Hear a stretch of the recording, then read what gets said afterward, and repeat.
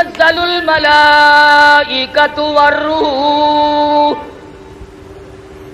فیہا بإذن ربہم من کل امر سلام۔ شب قدر والی رات میں آسمان سے فرشتوں کی قطار اترتی ہے، لگاتار فرشتے اترتے ہیں، جبریل امین تشریف لاتے ہیں، حکم ہوتا جبریل جاؤ مقبول ترین فرشتوں کو لے جاؤ، اس رات میں جو ہاتھ دعا کے لیے اٹھے ہوئے ہوں ان ہاتھوں سے جا کر مصافحہ کرو۔ فرشتے تلاش کرتے ہیں دعا کرنے والے ہاتھ کہاں ملتے ہیں۔ تنزل الملائکۃ والروح، فرشتے اترتے ہیں، جبریل امین تشریف لاتے ہیں۔ بعض علماء کا قول ہے فرشتوں کی ایک جماعت آتی ہے، بعض علماء نے لکھا سیدنا عیسیٰ علیہ السلام اترتے ہیں، جاؤ امت محمد الرسول اللہ صلی اللہ علیہ وسلم کے اعمال دیکھ کے آؤ۔ حدیث پاک میں آتا اللہ پاک نے فرشتوں کو شب قدر کی رات میں پیدا فرمایا، اللہ پاک نے آدم علیہ السلام کی تخلیق کا مادہ اسی رات میں جمع فرمایا، اللہ پاک نے لیلۃ القدر والی رات میں جنت کو پیدا فرمایا، جنت کو آراستہ فرمایا، لیلۃ القدر والی رات میں اللہ پاک نے جنت میں درخت لگائے۔ سیدنا عیسیٰ علیہ السلام کو آسمانوں پہ اسی رات میں اٹھایا گیا، اور لوگوں زندگی میں وہ راتیں پھر آ پہنچی، آؤ مانگو جس نے مانگنا ہے، کہیں ایسا نہ ہو سربس وجود ہوں مگر عزم میں پختگی نہیں، اور قائل بندگی تو ہوں قابل بندگی نہیں، میں تو ہر وقت سجدہ ریزی کرتا ہوں پر کیا معلوم تیرے یہاں قبول بھی ہے کہ نہیں۔ شرف قبولیت عطا فرمائے یہ اس کی کریمی کے سہارا اور کریمی کے صدقے پہ منحصر ہے، کوئی زبردستی نہیں کر سکتا۔ بات ہے دل میں خوف بسانے کی۔ آخر وہ لوگ بھی تو اس دنیا میں گزر کر کے چلے گئے جنہوں نے ساری رات متھا مارا، ساری رات شب بیداری کی، ساری رات میں ایک منٹ بھی سو کے نہیں دیکھا۔ انہی لوگوں کے بارے میں قرآن کہتا ہے امن هو قانت آناء اللیل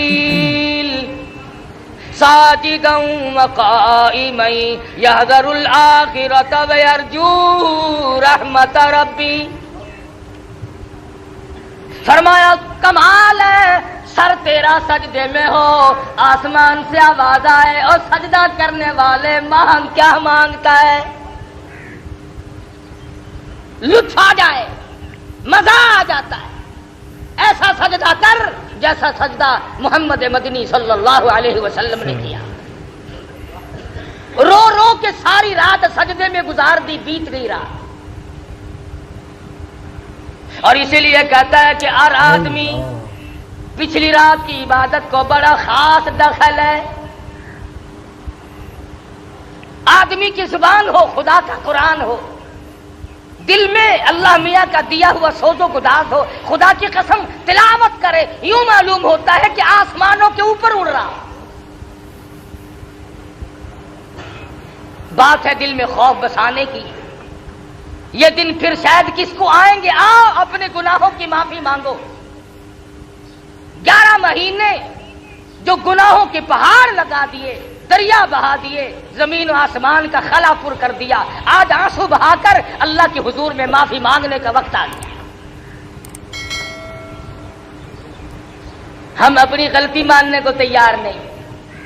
اگر کسی کو یوں کہہ دیں آپ کے روزہ نہیں رکھا، وہ بدماش آگے سے اکڑتا ہے، بکواس کرتا ہے۔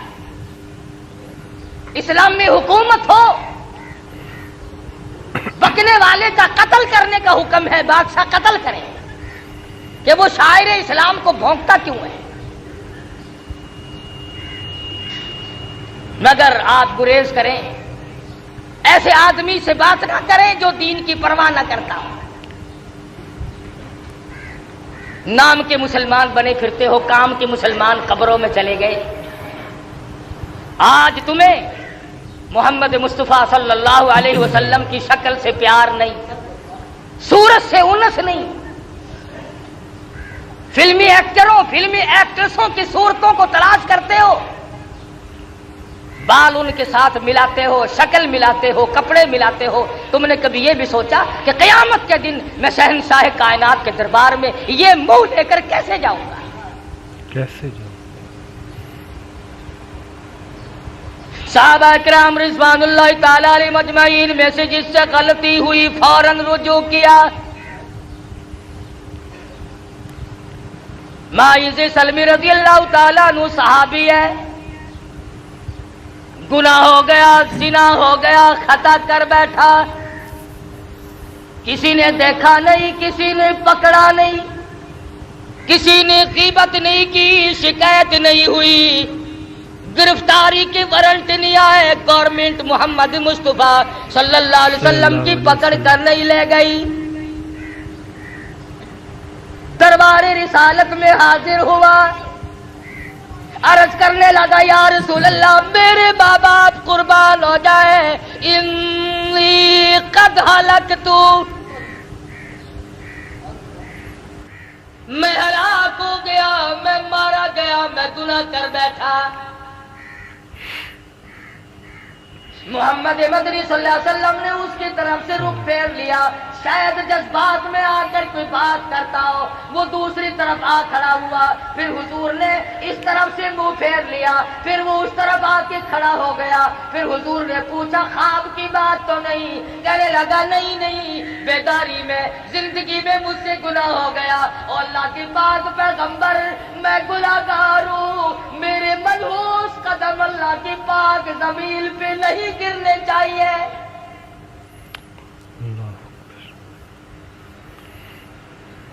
दरबार रिसालत में खड़ा होकर इकरार करता है, एतराफ करता है और कहता है, मैं गुनाहगार हूँ, मैं गुनाह कर बैठा, ये मेरी निगाह इस जहान पे नहीं पड़नी चाहिए, ये मेरे पैर इस जमीन पे नहीं पड़ने चाहिए, इस मेरे पेट को कोई हक नहीं इस दुनिया में रह करके ग़िज़ा खाए। साहबी रो रहा है।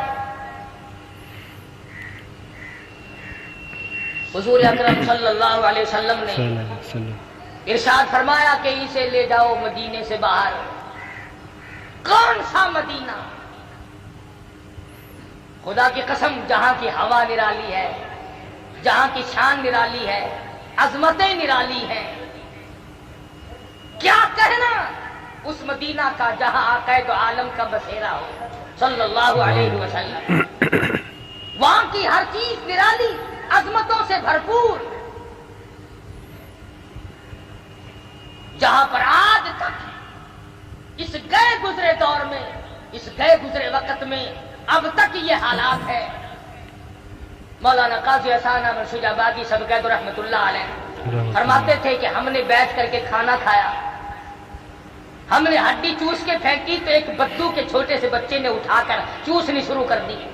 हमें तरस आया, हमने पास बिठाया, खाना खिलाया, और बाद में हमने कहा, बेटा हमारे साथ पाकिस्तान चलो, हम तुझे रोटी भी खिलाएंगे, कपड़ा भी पहनाएंगे, शादी भी करेंगे, मकान भी देंगे। उस बच्चे ने कहा, सब कुछ दोगे? कि हाँ। कि तुम्हारे यहाँ सब कुछ मिलता है? कि हाँ। मासूम बच्चा कहता है काजी साहब की तरफ इशारा करके कि अच्छा सब कुछ मिलेगा? कि हाँ सब कुछ मिलेगा। क्या तुम्हारे मुल्क में ये गुंबद खिदरा भी है?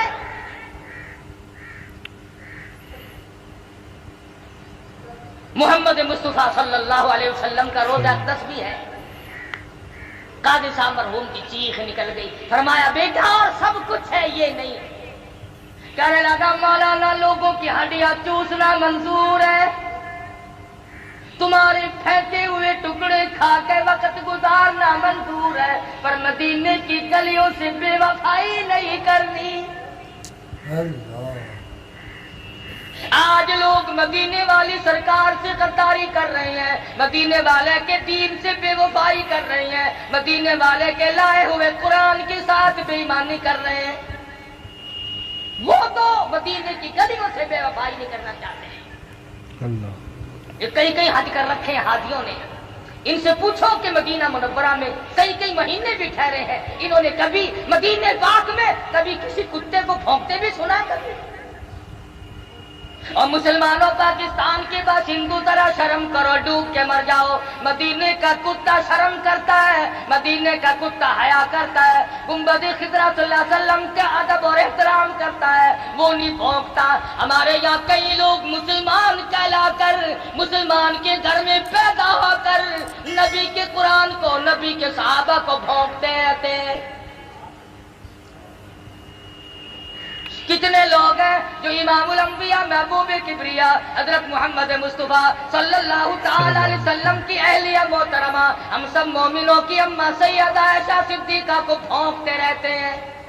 اللہ کون ایسا صدیقہ جس کے صدقے میں تجھے تیمم ملا، جس کے صدقے میں تجھے پاک دامنی ملی؟ پاک دامنی ارشاد فرمایا مدنی کریم صلی اللہ علیہ وسلم نے، ایسا صدیقہ نہ ہوتی تو دین ناقص رہ جاتا، ادھورا رہ جاتا۔ اور تو اور جو لوگ ان باتوں کو اٹھاتے ہیں، آؤ تھوڑا سا اشارہ کر دوں، سیدہ عائشہ صدیقہ اور سیدہ فاطمہ الزہرا رضی اللہ تعالی عنہما، ماں بیٹی دونوں ایک جگہ بیٹھی ہوئی ہیں۔ خاتون جنت فاطمہ الزہرا رضی اللہ تعالیٰ عنہا فرمانے لگی، امی جان، خالہ جان، میرا مرتبہ آپ سے بڑا ہے، اس لیے میں پیغمبر کی بیٹی ہوں، آپ ابو بکر صدیق رضی اللہ تعالیٰ عنہ صحابی کی بیٹی ہے۔ عائشہ صدیقہ رضی اللہ تعالیٰ عنہ فرمانے لگی، بیٹی میں تسلیم کرتی ہوں، آپ امام الانبیاء کی لخت جگر ہیں، نور نظر ہیں، آپ پیغمبر صلی اللہ علیہ وسلم کی بیٹی ہیں، ٹھیک ہے میں صحابی کی بیٹی ہوں، لیکن بیٹی ایک بات تو بتاؤ، یہ تم نے خود اپنے ابا سے سنا ہوگا، قیامت میں جس کا نکاح جس کے ساتھ ہوگا وہ اس کا دامن پکڑ کر جنت میں جائے گا۔ جنت میں جائے۔ فاطمہ الزہرا نے تسلیم کر لیا اور کہنے لگی، میں نے اپنے ابا سے یہ بات سنی ہے۔ پھر عائشہ صدیقہ رضی اللہ تعالیٰ عنہ فرماتی ہیں، اے میری بیٹی، اے فاطمہ، پھر یاد رکھو ٹھیک ہے تم پیغمبر کی بیٹی ہو، میں صحابی کی بیٹی ہوں، لیکن یاد رکھو جب جنت میں داخلے کا وقت آئے گا تو حضرت علی صحابی کی انگلی پکڑ کے جائے گی، جنت میں امام الانبیاء کا دامن پکڑ جنت میں جاؤں گی۔ سبحان اللہ، دامن پکڑ میں نبی کے ساتھ جاؤں گی تو صحابی کے ساتھ جائے گی۔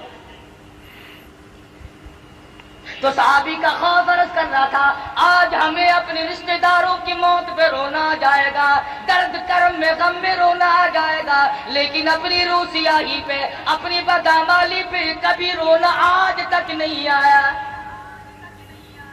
اکیلا بیٹھ کے کبھی رویا کر، کبھی ان آنکھوں سے پانی بہایا کر جو جہنم کی آگ کو بجھاتی ہے۔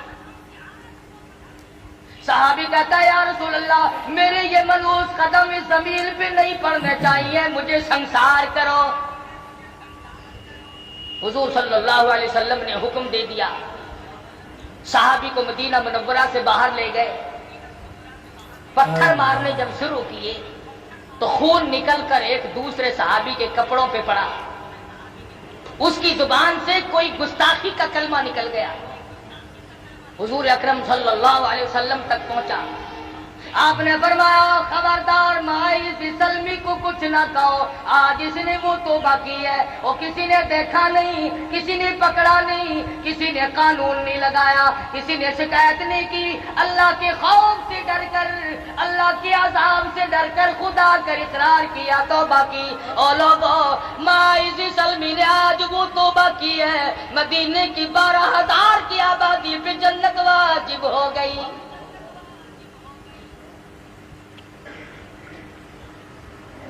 ہمارا یہ خیال ہے کہ گناہ جو پرانا ہو جاتا ہے نا وہ خود بخود معاف ہو جاتا ہے۔ دل آدمی کا کہتا ہے، جی وہ جوانی کے وقت کی بات ہے، چھوڑو اب کیا یاد کرنا ہے اس کا، بچپن تھا گزر گیا، نئی عمر تھی گزر گئی۔ نہیں، اللہ کے بینک میں موجود ہے، یاد رکھ، قبر میں جائے گا ایک ایک ذرہ کھڑا ہوا پائے گا۔ ایک عورت مدنی کریم صلی اللہ علیہ وسلم کے دربار میں آتی ہے، آ کے عرض کرتی ہے، یا رسول اللہ، انی قد ہلکت، طہرنی طہرنی، مجھے پاک کر دو، مجھے پاک کر دو، انی قد ہلت تو، میں ہلاک ہو گئی، میں ماری گئی، میں برباد ہو گئی، میرا کچھ نہ رہا۔ حضور اکرم صلی اللہ علیہ وسلم کے پوچھنے پر پتہ چلا زنا کا گناہ ہو گیا، کوئی پکڑ کے نہیں لایا، کسی نے شکایت نہیں کی، کسی نے خبردار نہیں کیا کہ آؤ اللہ سے ڈر کر، قیامت کا خوف کھا کر، قبر کے عذاب کو مد نظر رکھتے ہوئے اس دنیا میں آئے۔ اس کے سامنے یہ آیت موجود تھی، وَامْتَازُوا الْيَوْمَ أَيُّهَا الْمُجْرِمُونَ، اور مجرموں میرے نیک بندوں سے الگ ہو جاؤ۔ لِيَمِيزَ اللَّهُ الْخَبِيثَ مِنَ الطَّيِّبِ، میرے نیک بندوں سے الگ ہو جاؤ، اور زانیوں الگ ہو جاؤ، اور بدماشوں الگ ہو جاؤ، اور چوری کرنے والوں الگ ہو جاؤ، اور ملاوٹ کر کے لوگوں کی جیبیں کاٹنے والے الگ ہو جاؤ، اور رشوت کھانے والے الگ ہو جاؤ، اور حرام کھانے والے الگ ہو جاؤ، اور سود کھانے والے الگ ہو جاؤ۔ وَامْتَازُوا الْيَوْمَ أَيُّهَا الْمُجْرِمُونَ، الگ آواز آئے گی، الگ ہو جاؤ، میرے نیک بندوں کے پاس کھڑا ہونے کی تمہیں کوئی اجازت نہیں ہے، تم یہاں کیوں کھڑے ہو؟ اور ایک اور بات آپ کو سمجھا دوں، اس وقت کا کیا کہنا جب پوتا دادا کے کھڑے کھلتے ہوئے عیب دیکھے گا۔ اس وقت کیا بنے گی جب دادی کا دفتر کھل رہا ہوگا، پوتی سامنے کھڑی ہوگی۔ اس وقت کیا بنے گی جب نانی کا نام اعمال کھل رہا ہوگا، نواسی سامنے کھڑی ہوگی، ماں کا حال سامنے کھل رہا ہوگا، بیٹی سامنے کھڑی ہوگی، اس وقت کیا حال بنے گا؟ اس لیے ان حضرات کے دلوں میں پہلے سے خدا کا خوف آیا، اللہ کا ڈر آیا، دل و دماغ میں بسایا، جانتے تھے دنیا میں جو مصیبت چاہو اٹھا لو، عذاب معاف کرا لو، توبہ کر لو، استغفار کر لو، یہ سارے کام دنیا میں ہوتے ہیں، آخرت میں جا کر کے پھر جزا اور سزا دو ہی مقام۔ عورت ذات ہو کر آج عورتوں کو یہ فکر نہیں کہ میری نماز صحیح بھی ہے کہ نہیں، مجھے کلمہ بھی صحیح آتا ہے کہ ایک دوسری عورت کو کلمہ سنا کر کے نہیں دیکھتی کہ ایسا نہ ہو اگر میرا کلمہ غلط ہوا تو میرا ایمان کہاں ہوگا۔ عورتیں کلمے کی طرف توجہ نہیں دیتی، نماز کی طرف توجہ نہیں دیتی۔ تمہیں معلوم ہے مرد ہو یا عورت ہو، جس نے جان بوجھ کر نمازوں میں بے پرواہی کی، قیامت کے دن خنزیر کی شکل بنا کر اٹھایا جائے گا۔ کچھ لوگ سوال کریں گے الہی یہ کون ہے؟ جواب ملے گا، آخر الزماں پیغمبر کے بے نماز امتی۔ آج لوگ بے پرواہ بھی بڑے پھرتے ہیں، شہری کھا کے سو گئے، فجر کی غائب کر دی، شام کو کھانے پہ لگے رہے، مغرب کی غائب کر دی۔ آپ کو معلوم ہے رمضان شریف میں جتنا نیکی کرنے پر ثواب زیادہ ملتا ہے، نماز قضا کرنے پر، روزہ چھوڑنے پر گناہ بھی اس سے ڈبل ملتا ہے۔ تو یہ صحابیہ ہے جو خوف خدا کھائے ہوئے ہے، رو رہی ہے، کہتی ہے طہرنی، مجھے پاک کر دو، انی قد ہلکت، میں ہلاک ہو گئی، میں ماری گئی۔ حضور اکرم سب کہو صلی اللہ علیہ وسلم نے پتہ لگایا، معلوم ہوا عورت پیٹ سے ہے، حمل سے ہے۔ فرمایا اگر تجھے سنسار کیا گیا تو تجھ کو اگر اسلامی سزا دی گئی تو یہ پیٹ میں جو بچہ ہے یہ بھی مر جائے گا، اس کے قتل کا کون ذمہ دار بنے گا؟ اور مسلمانوں، میرا تیرا، سارے جہان کا، فرشتوں کا، پرندوں کا، آسمان والے فرشتوں کا، سب کا نبی اس بچے کے قتل سے ڈرتا ہے جو عورت کے پیٹ میں ہے۔ ہم اپنے ہاتھوں سے اپنے بھائیوں کو قتل کرنا ہے۔ تو جا کے دیکھ لو، جیلیں بھری پڑی ہیں، ان میں ایک بھی کسی سکھ کا قاتل نہیں، ان میں ایک بھی کسی کران کا قاتل نہیں، ان میں ایک بھی کسی ہندو کا اور غیر مسلم کا قاتل نہیں۔ کوئی ماں کا قاتل ہے، کوئی سگے بھائی کا قاتل ہے، کوئی چچا کا قاتل ہے، کوئی بھائی کا قاتل ہے، کوئی باپ کا قاتل ہے، کوئی بیٹے کا قاتل ہے۔ یہ مسلمان ہے؟ مدنی کریم صلی اللہ تعالی علیہ وسلم نے ارشاد فرمایا آدمی مسلمان جب مسلمان کی طرف ہتھیار اٹھاتا ہے فوراً ایمان اس کا رخصت ہو جاتا ہے. کہاں ہیں وہ لوگ جو کلمہ پڑھا کرتے تھے, جو پرواہ کیا کرتے تھے؟ اب یہ عورت ہے رو رہی دربار رسالت, اور سرکار دو جہاں حضرت محمد رسول اللہ صلی اللہ علیہ وسلم اس بچے کے قتل سے ڈرتے ہیں جو بچہ پیٹ میں ہے. کئی دائیاں کاروبار بنا کے بیٹھ جاتی ہیں کہ چلو پیسے ڈبل ملیں گے, ہم ناجائز حمل نکالتے رہیں تو کیا حرج ہے. خدا کی قسم جتنے اسقاط کرو گے اتنے قتل نامے اعمال میں لکھے جائیں. جو ڈاکٹر ایسا کرتا ہے, جو لیڈی ڈاکٹر ایسا کرتی ہے, وہ قاتل ہے عوام کا, قوم کا, اسلام کا, ایمان کا, وہ قاتل ہے. مدنی کریم صلی اللہ علیہ وسلم نے فرمایا مائی ہم سزا تو فوراً دے دیتے ہیں مگر یہ جو پیٹ میں بچہ ہے اس کے قتل کا میں ذمہ وار نہیں بن سکتا. صحابی کہتا ہے حضور کا رنگ پیلا پڑ گیا, ڈر گئے, خوف کھا گئے, میں حمل والے بچے کو بھی قتل نہیں کر سکتا. قتل نہیں کر سکتا. جاؤ جب یہ بچہ پیدا ہو جائے گا پھر آنا, پھر تمہیں سزا دی جائے گی اسلام کے مطابق. چنانچہ عورت گئی, مدت مقررہ وقت پر جب بچہ پیدا ہو گیا جھولی میں پھر بھی کی کوئی دائی مقرر نہیں کی, کوئی دائی مقرر نہیں کی کہ پکڑ کے لانا جب بچہ پیدا ہو جائے. خود بخود جھولی میں اپنے بچے کو اٹھا کر دربار رسالت میں آ گئی, عرض کرنے لگی یا رسول اللہ طہرنی, اب میری زندگی تلخ ہو گئی ہے, اب یہ میرے ملوث قدم اس زمین پہ نہیں پڑنے چاہیے.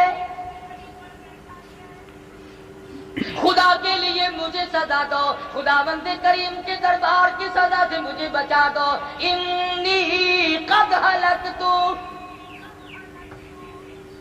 فرمایا اسے کون دودھ پلائے گا, تو اسے لے جا جب یہ روٹی کھانے لگے گا جب تجھے سزا دے. اب بھی کوئی آدمی مقرر نہیں کیا, کوئی محکمہ مقرر نہیں کیا کہ جب بچہ روٹی کھانے لگے تو پکڑ کے لانا. 6 مہینے کے بعد بچے کے ہاتھ میں روٹی کا ٹکڑا دیتی ہے, پیدل چلاتی ہے, انگلی پکڑ کر دربار رسالت حضرت محمد رسول اللہ صلی اللہ علیہ وسلم میں حاضر ہوتی ہے اور کہتی یا رسول اللہ آج واپس نہیں جاؤ, اب مجھے اپنی زندگی اچھی نہیں لگتی. گناہگار آدمی کے قدم اس زمین پہ نہیں پڑنے چاہیے. سیاکاروں, گناہگاروں, مجھ پر اسلام کی حد جاری کرو, مجھ پر اسلام کا قانون نافذ کرو. یہ بچہ دیکھ لو آپ کے سامنے روٹی کھانے لگ گیا ہے. حد جاری کی گئی. تو بھی اپنے کبھی گناہوں کو یاد کر کے کم سے کم, اب تجھے مارنے والا تو کوئی نہیں, نہ اسلام کی حکومت ہے, نہ تجھ پر سزا جاری ہو سکتی ہے. 33 برس ہو گئے ٹھگی مارتے مارتے, خدا جانے کتنے آئے اور کتنے چلے گئے, اور نہ معلوم اب بھی اور کتنے جائیں گے کتنے آئیں گے. تسلی ہوگی قرآن خدا کا نہیں آتا, اب تسلی ہوگی. 33 سال کے بعد اطمینان ہو گیا, یقین ہو گیا کہ اب یہود کا قانون آئے گا, انگریز کا قانون آئے گا, امریکہ کا قانون آئے گا, چائنا کا قانون آئے گا, محمد مصطفیٰ صلی اللہ علیہ وسلم کا قانون نہیں آئے گا. اس لیے اگر سرکار مدینہ کا قانون آتا ہے تو افسر پہلے سد میں آتا ہے. قانون نافذ کرنے والی جو مشینری ہے وہ پہلے بیچ میں آتی ہے. اسلام آباد سے لے کر کے پوری دنیا کے دیہاتوں تک اگر یہ مشینری ٹھیک ہو جائے نا, اس ملک کا اگر افسر جانبدار ہو جائے اور اس کے دل میں خدا کا خوف آ جائے اور وہ قیامت سے ڈر جائے اور وہ اپنی قبر سے ڈر جائے, خدا کی قسم ہمارا پاکستان جنت کا نقشہ بن سکتا ہے. بات یوں بگڑی کہ ہم اپنے آپ کو بدلنے کے لیے تیار نہیں, ہم مسلمان بن کے مرنے کے لیے تیار ہیں.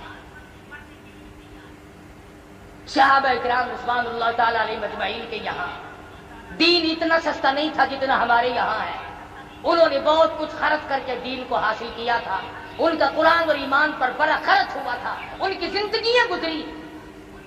صحابہ کرام بہت مرد خرچ و ہوا مرد رہے، تھا۔ عورتوں نے کمال کر دیا، رمضان کے روزے رکھتی تھی، محنت مزدوری بھی کرتی تھی۔ اندازہ لگاؤ حضور کی سگی سالی ہے اسما بنت ابو بکر رضی اللہ تعالیٰ عنہ ہے، حضرت زبیر کی اہلیہ عبداللہ بن زبیر کی امی جان ہے۔ غربت اتنی ہے سارا دن کھجوروں کی گٹھلیاں اکٹھی کرتی ہے، تلاش کرتی ہے، شام کو ہاون دستے میں کوٹ کر پانی میں گول کر پی جاتی ہے، رات کو مصلی پہ کھڑی ہو کر ساری رات خدا کا قرآن پڑھتی ہے۔ سبحان اللہ، کہاں ہے آج ایسے؟ خدا کا قرآن پر۔ امام شافعی سب کہہ دو رحمت اللہ علیہ اپنی بیٹی کو فرمانے لگے، بیٹی رحمت اللہ علیہ۔ او میری دھی تیری نظر خراب ہو گئی، تیری آنکھیں چنجھا گئیں، کچھ دیر سویا کر، آرام کر لیا کر، تو جاگتی رہتی ہے۔ رو کے عرض کرنے لگی میرے ابا جان کیا بتاؤں، نیند آتی ہے، بستر پہ لیٹ جاتی ہوں، آنکھ لگنے کو ہوتی ہے، اچانک میرے دل میں یہ خیال آ جاتا ہے شافی کی بیٹی تم نے بستر سنبھال لیا، صبح تیری نامعلوم زمین کے اوپر ہوگی یا لاکھوں من مٹی کے نیچے ہوگی، کیا معلوم کل قبر میں صبح ہوگی یا دنیا میں صبح ہوگی۔ فرماتی ہے جب یہ خیال آتا ہے پھر اٹھتی ہوں، مصلی پہ کھڑی ہو کر خدا کا قرآن پڑھتی۔ سبحان آج ان مردوں سے خدا اللہ کا کا قرآن قرآن چھین گیا، پر۔ تلاوت کی توفیق نہیں رہی، سبحان اللہ، عورتوں کو توفیق نہیں رہی، اور جسے تلاوت ایک کی سپارہ آتا ہے، توفیق نہیں۔ اگر وہ ایک سپارہ روز پڑھے تو 30 پارے 30 دن میں نہ ہو جائیں گے۔ بے شک خدا 30 کے پار قرآن 30 کا دن میں دیکھنا ہو بھی سکتے ثواب ہیں، ہے، سننا بھی ثواب ہے، پڑھنا دیکھنا بھی ہے، ثواب عمل ہے، کرنا بھی سننا ثواب بھی ہے، ثواب اس ہے، کا حاصل کرنا بھی ثواب ہے۔ عمل حدیث کرنا پاک بھی میں آتا ثواب ہے ہے۔ اگر کوئی آدمی قرآن کریم سیکھنا شروع کر دے اور 4 آیتیں سیکھی، موت آ گئی، حضور پاک صلی اللہ علیہ وسلم نے فرمایا قبر میں فرشتے اس کو صلی اللہ خدا علیہ کا قرآن وسلم نے فرمایا، تیرے گناہ ریت کے ذرات سے زیادہ ہو گئے، تیرے گناہ درختوں کے پتوں سے تجاوز کر گئے، تیرے گناہ آسمان کے ستاروں سے آگے نکل گئے۔ فرمایا ٹھیک ہے یہ سب کچھ درست ہے، لیکن میں نے اپنی رحمت کی بارش والا مہینہ رمضان المبارک تجھے دے دیا، آنا تیرا کام ہے، سر جھکانا تیرا کام ہے، تیرے سارے گناہوں کو 1 سیکنڈ میں معاف کرنا یہ میں پروردگار کا کام ہے۔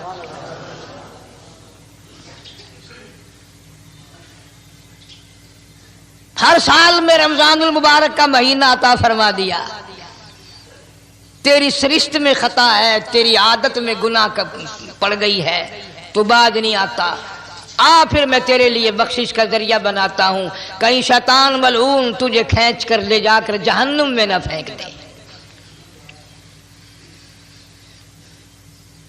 رمضان المبارک کی راتیں عطا فرما دی۔ اب ذرا دل پہ ہاتھ رکھ کر سوچو کتنا بد نصیب ہے، کتنا بدبخت ہے وہ آدمی، کتنا ازل کا مارا ہوا ہے وہ آدمی جو رمضان المبارک میں بھی اپنے گناہوں کو معاف نہ کرائے۔ کبھی رمضان کی راتیں عطا فرما دیں، کبھی شب قدر لا کے دے دی، کبھی معراج والی رات عطا فرما دی، کبھی نبی پاک صلی اللہ علیہ وسلم کی تشریف آوری والی رات عطا فرما دی، کبھی شب برات لا کر دے دی۔ جتنے تو گناہ کرتا جاتا ہے معافی بھی مانگتا جانا، میرا بن کے رہ، میرا بندہ بن کے رہ۔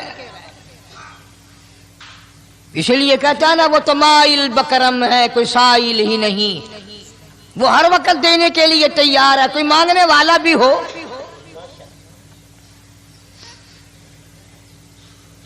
اب جو شب برات آ رہی ہے، حدیث پاک میں ارشاد ہے حضور اکرم صلی اللہ علیہ وسلم کا کہ جیسے ہی سورج چھپتا ہے اللہ پاک جل شانہ اس آسمان دنیا پہ تشریف لاتے ہیں اور ساری رات اپنے بندوں کو آواز لگاتے ہیں۔ اندازہ لگاؤ مالک آواز دے رہا ہے، خالق آواز دے رہا ہے اور مخلوق سوئی پڑی ہے۔ ساری رات آواز آتی ہے حل من مستغفر، کوئی ہے بخشش مانگنے والا، کوئی ہے گناہگار، کوئی ہے سیاکار، کوئی ہے پہاڑوں جتنے گناہ والا، کوئی ہے سمندروں کے قطروں جتنا گناہ والا۔ آج میں خدا عرش عظیم سے چل کر آیا، میری بے پرواہی، میری بے نیازی آج چاہتی ہے تمہیں سب کو معاف کر دوں۔ کبھی آواز آتی ہے مانگنے والوں کھڑے ہو جاؤ میں تمہارے دامن بھر دوں۔ فرمایا حل من مستغفرین، طرح طرح کے گناہگاروں اور سیاکاروں اپنے گناہوں پہ معافی کا سوال کرو۔ میں نے یہ رات تمہیں اسی لیے دی ہے، نجات کی رات ہے، چھٹکارے کی رات ہے، بخشش کی رات ہے۔ کروڑوں لوگوں کو آج دوزخ سے نکال کر جنت کا داخلہ عطا فرمائیں گے۔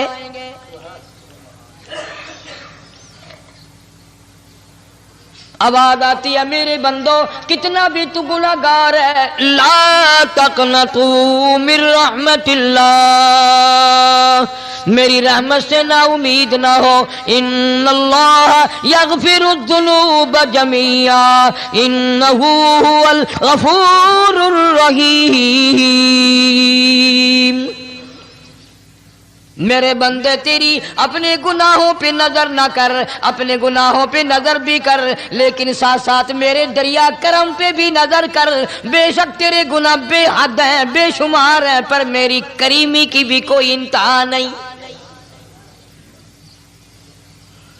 حل من مستغفرین، کوئی ہے معافی مانگنے والا آج اس کو معاف کر دیا جائے، کوئی ہے بخشش مانگنے والا آج اس کی بخشش کر دی جائے، کوئی ہے اللہ پاک جل شانو کے دربار میں سر جھکا کر معافی مانگنے والا آج اس کو معافی عطا کر دی جائے۔ اللہ فرماتے ہیں او لوگوں نا امید نہ ہو، میں خدا تمہیں چل کر معاف کرنے کے لیے خود آ گیا ہوں۔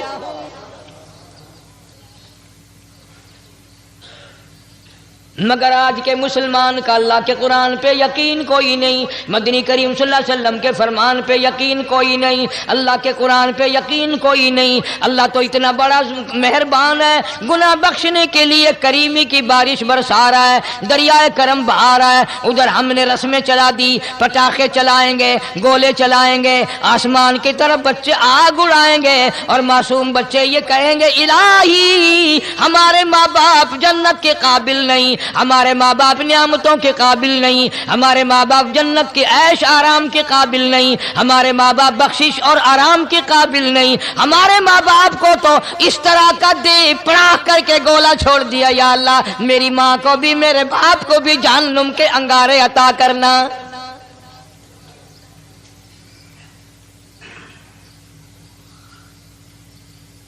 ارشاد فرمایا مدنی کریم صلی اللہ تعالی علیہ وسلم نے، اللہ پاک جل شانو ساری رات ندا کرتے ہیں، آواز لگاتے ہیں حل من مستدرک، کوئی ہے جس کی روزی میں تنگی ہو، کوئی ہے پریشان حال کپڑے کی تنگی ہو، کوئی ہے ایسا جس کو قرضے نے دبا لیا ہو، کوئی ہے ایسا جس کو اہل و عیال کے خرچے نے پریشان کر دیا ہو، کوئی ہے تنگ دستے آج مجھ سے روزی میں فراخی مانگے، میں اس کی روزی میں فراخی کر دوں۔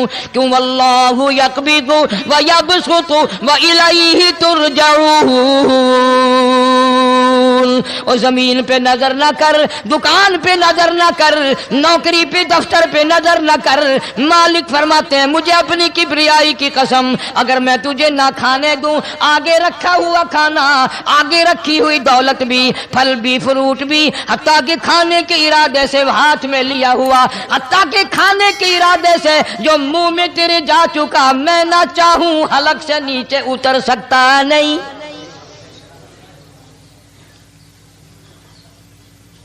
روزی مجھ سے مانگ، مدد مجھ سے مانگ، فراخی مجھ سے مانگ، اور میں تیرا خدا تو میرا بندہ، اور مجھ سے بڑا تجھ پر کون کریم ہوگا؟ تو سویا پڑا ہے، میں تجھے دینے آیا ہوں۔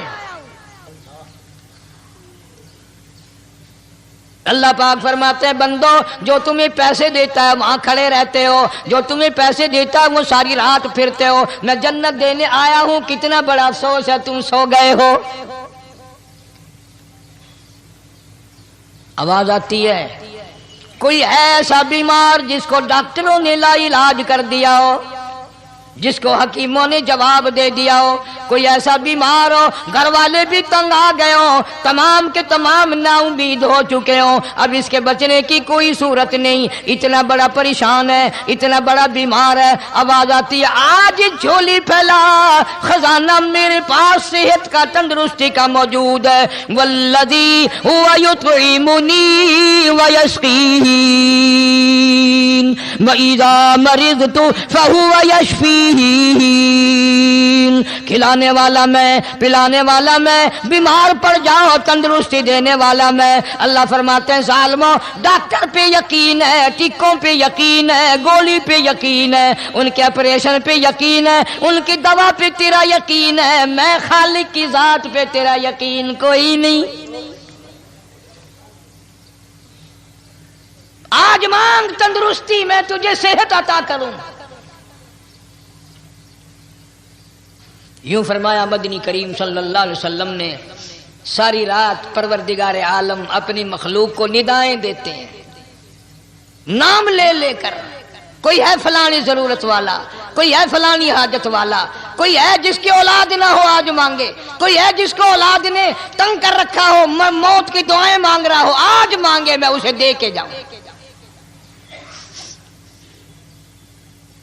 مگر ہمارا یقین نہیں نا، وہ یقین کون بنائے؟ یہ یقین بنانے کے لیے تو محمد عربی صلی اللہ علیہ وسلم کی ذات اقدس کو اللہ پاک نے دنیا میں بھیجا۔ میرے محبوب جا میری مخلوق کا یقین بنا، عقیدہ بنا، اعتقاد بنا۔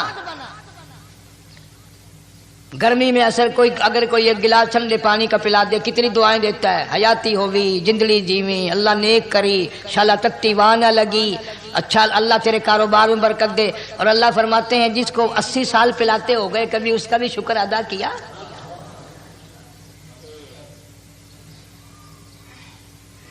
سخت سردی کے موسم میں ایک چائے کی پیالی کوئی پلا دے، اتنیاں بول اٹھتی، او میاں بھلا ہوئی، اللہ بھلا کرے تیرا، اللہ جزائے خیر دے۔ اللہ پاک فرماتے ہیں 90 برس ہو گئے کھاتے پیتے، کبھی تیرے منہ سے الحمدللہ نہیں نکلا۔ اندازہ لگاؤ وہ کتنی برکتوں والی رات ہوگی جس کو خدا برکتوں والی رات کہے۔ فرمایا انا انزلناہ فی لیلۃ مبارکۃ انا کننا منذرین۔ اللہ فرماتے ہیں برکتوں والی رات آ گئی، رحمتوں والی رات آ گئی، شعبان کی 15ویں رات آ گئی، بڑی برکتوں والی رات ہے۔ قوم نے تماشا بنا لیا، بچوں کو لگا دیا پٹاخے چلانے پر، اور بڑے بڑے حاجی نمازی، بڑے بڑے نیک لوگ پڑ گئے حلوے شریف پہ۔ باقی دنوں میں تو دال کھا کر آدمی کو ذرا کم نیند آتی ہے، اس دن جو حلوے کی پلیٹیں چڑھائی پھر تو خیر ہی خیر ہے۔ کون عبادت کرے؟ ہم تو بھئی اپنی بات کریں گے، تمہیں ملے نہ ملے، مولوی کا حجرہ تو بھر ہی جاتا ہے نا۔ الحمدللہ ہمارے یہاں یہ دستور ہی نہیں۔ بہرحال ہر چیز الٹ استعمال کرنے کی قوم کی عادت بن گئی، مزاج بن گیا۔ اللہ فرما رہے ہیں لوگو آ گئی برکتوں والی رات، کھڑے ہو جاؤ، وضو کر لو، قرآن کی تلاوت کر لو، عبادت کر لو، توبہ والی رات آ گئی، استغفار والی رات آ گئی، بخشش والی رات آ گئی، اور مانگنے والی گھڑی آ گئی۔ فرمایا انا انزلناہ فی لیلۃ مبارکۃ انا کننا منذرین۔ اللہ پاک فرماتے ہیں لوگوں ہوشیار ہو جاؤ، برکتوں والی رات آ گئی، رحمتوں والی رات آ گئی، نجات والی رات آ گئی، بخشش والی رات آ گئی، چھٹکارے والی رات آ گئی، بری ہونے والی رات آ گئی۔ فیہا یفرق کل امر حکیم امرا من عندنا انا کننا مرسلین۔ اللہ فرماتے ہیں پروردگار عالم نے اسی رات میں فیصلے فرمانے ہوتے ہیں۔ فیصلوں والی رات آ گئی. لوگوں کو کہتے ہوئے سنا بھی ہوگا اور بھگتے بھی ہوں گے. پہلے مقدمہ چلتا رہتا ہے چلتا رہتا ہے چلتا رہتا ہے، پھر اخیر میں آ کر کے لوگوں کو اندازہ ہو جاتا ہے کہ یہ فیصلے کی تاریخ ہے، تو اس پہ بڑی کوشش کر کے جاتے ہیں بھائی ذرا پہلے پہنچو، فیصلے کی تاریخ ہے. تو شب برات فیصلے کی تاریخ ہے، فیصلہ ہوتا ہے. اللہ پاک جل شانہ فرماتے ہیں لوگوں پورے سال میں جتنی روزی ملنی ہے اس کا فیصلہ اس رات میں. کس کو کتنی روزی ملنی ہے، کس کو کتنا رزق ملنا ہے، کتنا منافع ملنا ہے، کتنا گھاٹا ملنا ہے. پورے سال کا ایک ایک دانہ، ایک ایک گھونٹ پانی کا کسی اور چیز کا لکھ دیا جاتا ہے، مقرر کر دیا جاتا ہے. اسی رات میں اگلی رات تک، اگلے سال کی اس رات تک جتنے لوگوں کو مرنا ہوتا ہے، جتنوں کی موت آنی ہوتی ہے، بجٹ بنا کر حضرت اسرائیل علیہ السلام فرشتے کے حوالے کر دیا جاتا ہے. اس ڈر سے عبادت کرنا، یہ سوچ کر کہ آج کی رات میں ممکن ہے میرا بھی اس بجٹ میں موت والے میں نام آ گیا ہو، اور اگلے سال یہ رات پتہ نہیں مجھے آئے گی کہ نہیں. کیونکہ ارشاد فرمایا مدنی کریم صلی اللہ تعالی علیہ وسلم نے، او لوگوں تمہیں معلوم نہیں دنیا کا نظام اتنا غلط ہو جائے گا، معاشرہ اتنا بگڑ جائے گا، قوم اتنی تباہ ہو جائے گی. صبح کو آدمی اچھا بھلا مومن ہوگا، مسلمان ہوگا، شام کو موت آئی تو جنازہ کافر کا اٹھ رہا ہوگا. ارشاد فرمایا مدنی کریم صلی اللہ تعالی علیہ وسلم نے، او لوگوں میری امت پہ ایک وقت ایسا آئے گا، میری امت اتنی بگڑ جائے گی انہیں کسی چیز کی پہچان بھی نہیں رہے گی، شناخت بھی نہیں رہے گی، یوں ہی بکواس کرتے مر جائیں گے. ارشاد فرمایا محمد عربی صلی اللہ تعالی علیہ وسلم نے، اور لوگوں کئی مرتبہ ایسا ہوتا ہے ایک آدمی کوٹھی بناتا ہے، بنگلہ بناتا ہے، لیکن اس کو یہ پتہ بھی نہیں ہوتا روپیہ میرا لگنا ہے، بنوانا میرے ذمے ہے، ایک رات کا بسیرا بھی مجھے اس مکان میں نصیب نہیں.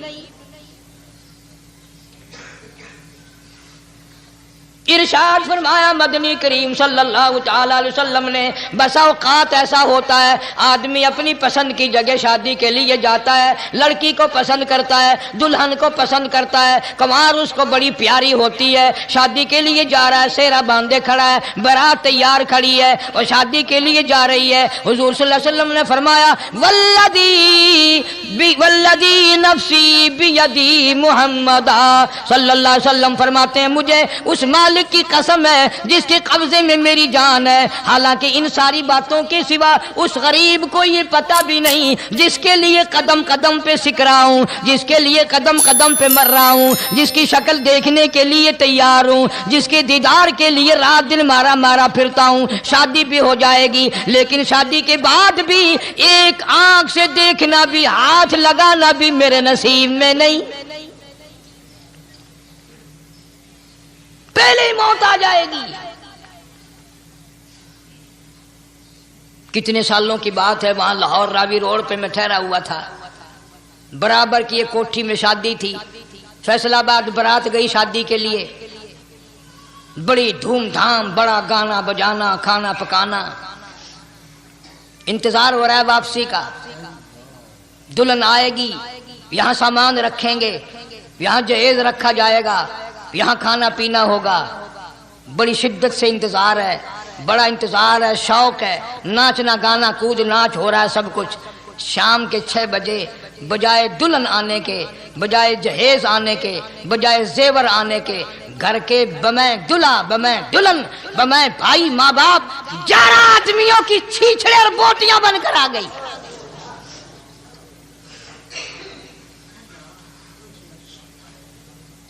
کب اللہ کے قہر سے ڈرو گے؟ کب توبہ کرو گے تم؟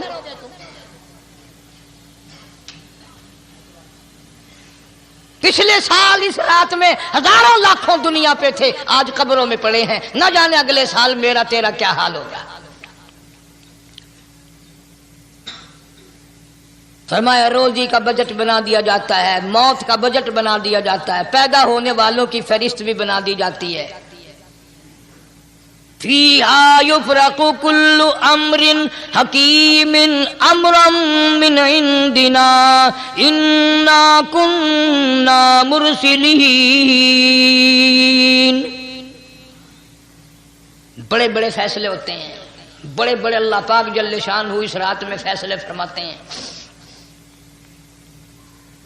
جب فیصلے اس نے کرنے ہیں تو ہمیں اس کے اور قریب ہو جانا چاہیے، اور اس کے نزدیک ہونا جانا چاہیے، اور اس سے معافی مانگنی چاہیے، اور اس کے قریب ہو کر اس سے لپٹ جانا چاہیے تاکہ ہمیں زیادہ سے زیادہ ملے.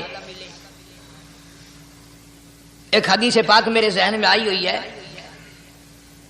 مختلف روایتوں سے 3 صحابہ سے روایت ہے.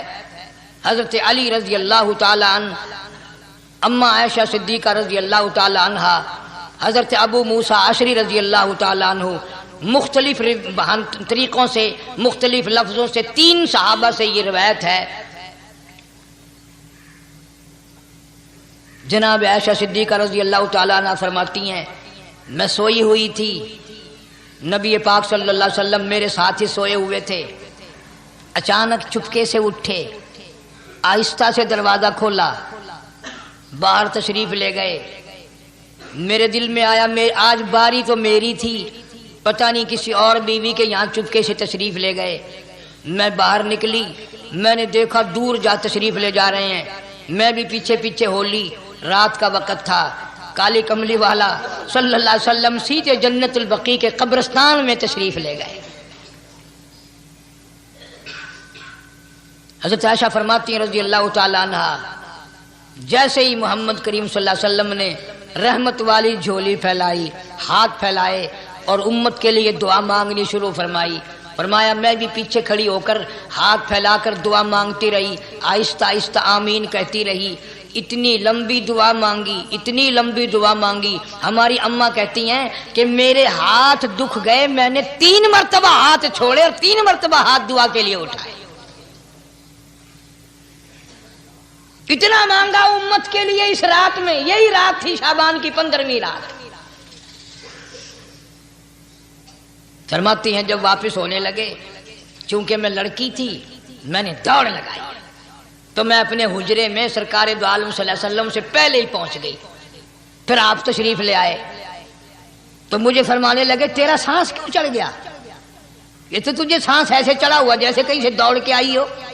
فرماتی ہیں ہماری اماں طیبہ طاہرہ رضی اللہ تعالی عنہا، فرمانے لگی آقا آپ کی دعا میں بھی تو شریک تھی، آپ جو وہاں دعائیں مانگ رہے تھے مغفرت کی، بخشش کی، تو میں بھی تو شریک تھی، میں بھی آہستہ آہستہ آمین کہہ رہی تھی، پھر آپ سے پہلے دوڑ کر میں گھر میں آ گئی.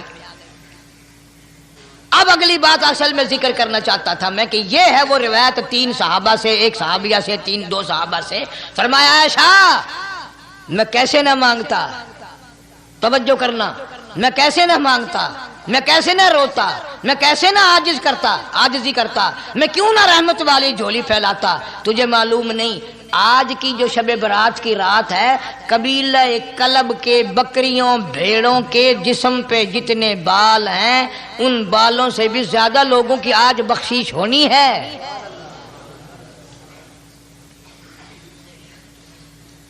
جس قبیلے کا محمد عربی صلی اللہ علیہ وسلم نے نام لیا، ان کا اجڑ، ان کا ریوڑ، ان کا غلہ 10 میل میں بیٹھتا تھا. اتنی بخشش، اتنی عام بخشش. باوضو بیٹھے ہو، مسجد میں بیٹھے ہو، یقین کہتا ہے، دل کہتا ہے کہ ہمارا نمبر بھی آ گیا ہوگا. جب اتنے بال تھوڑے ہوتے ہیں بکری کے جسم پہ، بھیڑ کے جسم پہ. لیکن جب حضرت عائشہ کو مسکراتے دیکھا اور زیادہ رضی اللہ تعالیٰ عنہ خوش ہوتے دیکھا، مدنی کریم صلی اللہ علیہ وسلم نے فرمایا عائشہ میری ساری امت اسی طریقے سے بخش دی جائے گی، ہر سال معافی ملتی رہے گی، ہر سال بخشش ہوتی رہے گی، مگر 3 آدمیوں کی نجات اس رات میں بھی نہیں ہوگی.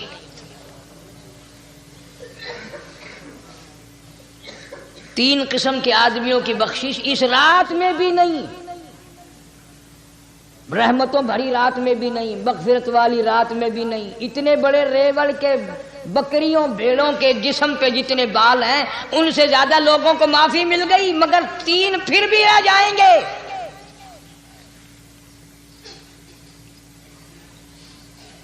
کتنا برا ہوگا. اتنی رحمت کی بارش برسے، رحمت کا دریا بہ گیا ہو، سمندر تھاٹھے مار گیا ہو، اور پھر کوئی رہ جائے. فرمایا رحمتم من ربک انہ هو السمیع العلیم. میں رب کی رحمت برس رہی ہے، میں رب کی رحمت کی بارش ہو رہی ہے. جھولیاں پھیلاؤ، چادریں بچھا کر گٹھڑیاں بنا لو، یقین کی دولت اپناؤ. انہ هو السمیع العلیم. پر یقین دیکھوں گا ان کا اسباب پہ کتنا یقین ہے، مجھ خدا پہ کتنا یقین ہے. میں ان کو اچھی طرح سے دیکھوں گا. 3 آدمیوں کی پھر بھی نجات نہیں. سب سے پہلا کون؟ فرمایا الا من اشرک باللہ،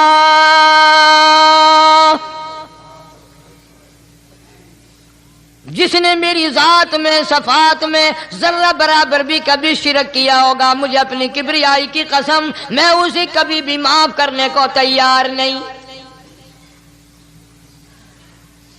خوب یاد کر لو قبر پرستو، قبروں کی مٹی چاٹنے والوں، یاد کر لو پیروں فقیروں کا تھوک چاٹنے والوں، یاد کر لو نیچے جھک کر کے سلام کرنے والوں، یاد کر لو اس کو کوئی کامیابی نہ سمجھو. قرآن مجید ہے صاف اعلان کر دیا رحمتم من ربک.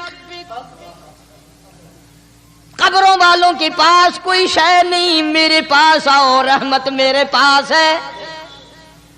انہ هو السمیع العلیم.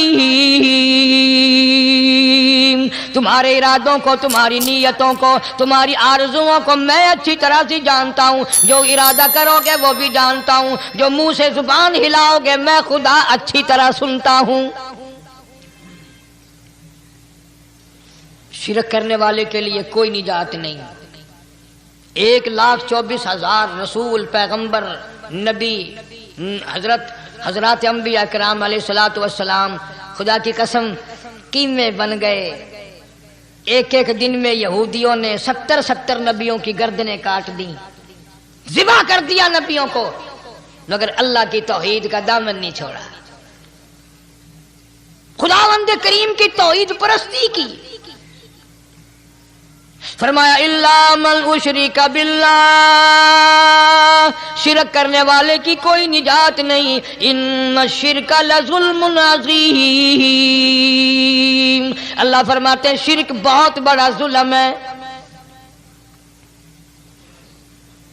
سیدنا معاذ بن جبل رضی اللہ تعالی عنہ حضور صلی اللہ علیہ وسلم کے ساتھ سواری پہ سوار ہیں. 3 مرتبہ فرمایا یا معاذ یا معاذ. 3 مرتبہ ارشاد فرمایا یا معاذ. عرض کیا لبیک و سعدیک، میں حاضر ہوں. 3 مرتبہ دہرایا، خوب متوجہ کر کے پھر فرمایا لا تشرک باللہ. میرے معاذ یمن کا میں تجھے گورنر بنا کر کے بھیج رہا ہوں، اللہ کی ذات میں صفات میں کسی کو شریک نہ بنانا. ان قتلتا او حرقتا، چاہے تجھے جلا دیا جائے یا قتل کر دیا جائے، شرک کرنے کی ہرگز اجازت نہیں. ایک تو مشرک ہو گیا جس کی اس رات میں بھی نجات نہیں، لیکن اپنے آپ کو مشرک کون سمجھتا ہے؟ کوئی بھی نہیں. جتنا شرک کرنے والا وہ تو کہتا ہے سب سے زیادہ عبادت گزار میں ہوں. فلاں بزرگ کی قبر پہ میں گیا چڑھاوا چڑھانے، اور فلاں کی قبر پہ میں سلام بھرنے گیا. میرے جیسا خوش نصیب کوئی آدمی ہے؟ میری زبان میں شاید تمہیں سمجھ نہ آئے، بابا بلے شاہ قصوری رحمت اللہ علیہ بہت بڑا نیک آدمی گزرا ہے. اپنی زبان میں کہتا علم نالو اشراف نہیں ہوندے جڑے ہوندے ذات کمینے. علم نالو اشراف نہیں ہوندے جڑے ہوندے نساتوں کمینے او پتل پلیت سونا نہیں بندا پتل پلیت سونا نہیں بندا توڑ جڑیے لال نگینے شوم کلو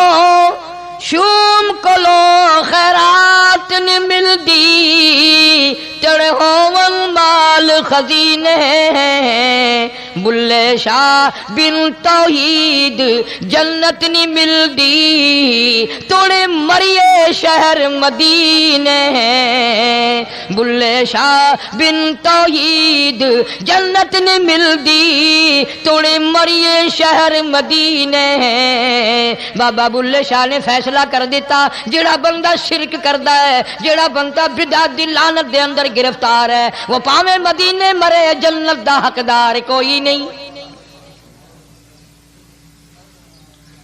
اب ایک لفظ سے ہی چلے گئے نا کروڑوں لاکھوں کہ شرک کی کرنے والے کی نجات نہیں. کوئی لکڑی کے ساتھ شرک کرتا ہے کوئی پتھر کے ساتھ شرک کرتا ہے کوئی درخت کے ساتھ شرک کرتا ہے سینکڑوں قسمیں ہیں شرک کی.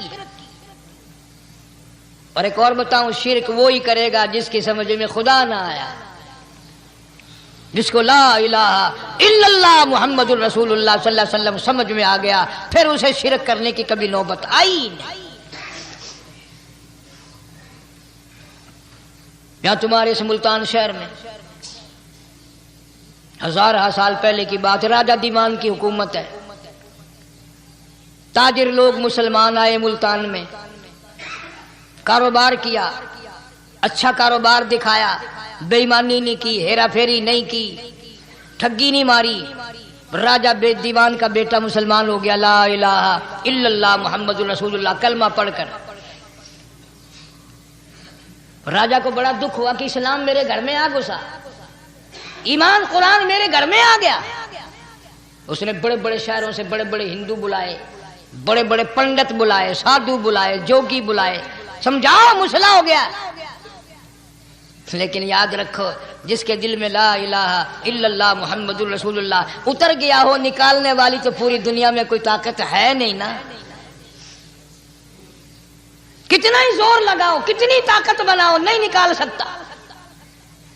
علامہ اقبال بھی کہتا جفا جو ہوتی ہے عشق میں جفا جو ہوتی ہے عشق میں وہ جفا ہی نہیں اور جو بے ستم ہو محبت اس میں کوئی مزہ ہی نہیں. جب آدمی کسی کے لیے مار کھاتا ہے بڑا مزہ آتا ہے. سیدہ لبینہ رضی اللہ تعالیٰ عنہ مکے کی خوبصورت نوجوان لڑکی ایمان لے آئی. مکے والے سر کے بال پکڑ کر گھسیٹ کر میدان میں لائے مارنا شروع کیا. مارتے مارتے تھک گئے بڑا بہادر مار رہا ہے. مارنے والا کہنے لگا ذرا میں پانی وانی پی لوں ذرا میں سستا لوں پھر ماروں گا. مار کھانے والی اللہ والی کہتی ہے تجھے دم لینے کی اجازت نہیں تجھے سانس لینے کی اجازت نہیں. اپنا کام جاری رکھ جلدی کر تسلسل قائم کر بیچ میں وقفے کی ضرورت نہیں ہاف ٹائم کی حاجت کوئی نہیں. اس لیے کوڑے برسا. کسی نے کہا لبینہ تو بھی پانی وانی پی لے یہ تجھے پھر مارے گا. کہنے لگی مجھے پانی کی حاجت نہیں مجھے کھانے پینے کی ضرورت نہیں میرا مزہ کرکرا ہو گیا میرا نشہ ٹوٹ گیا میری عادت خراب ہو گئی میرا تمام لطف ختم ہو گیا میرا ذائقہ خراب ہو گیا. اس کا کوڑا میرے سر پہ پڑتا تھا مجھے آسمان سے آواز آتی تھی لبینہ غم نہ کر ہم بہشت کے دروازے پہ تیرا انتظار کر رہے ہیں.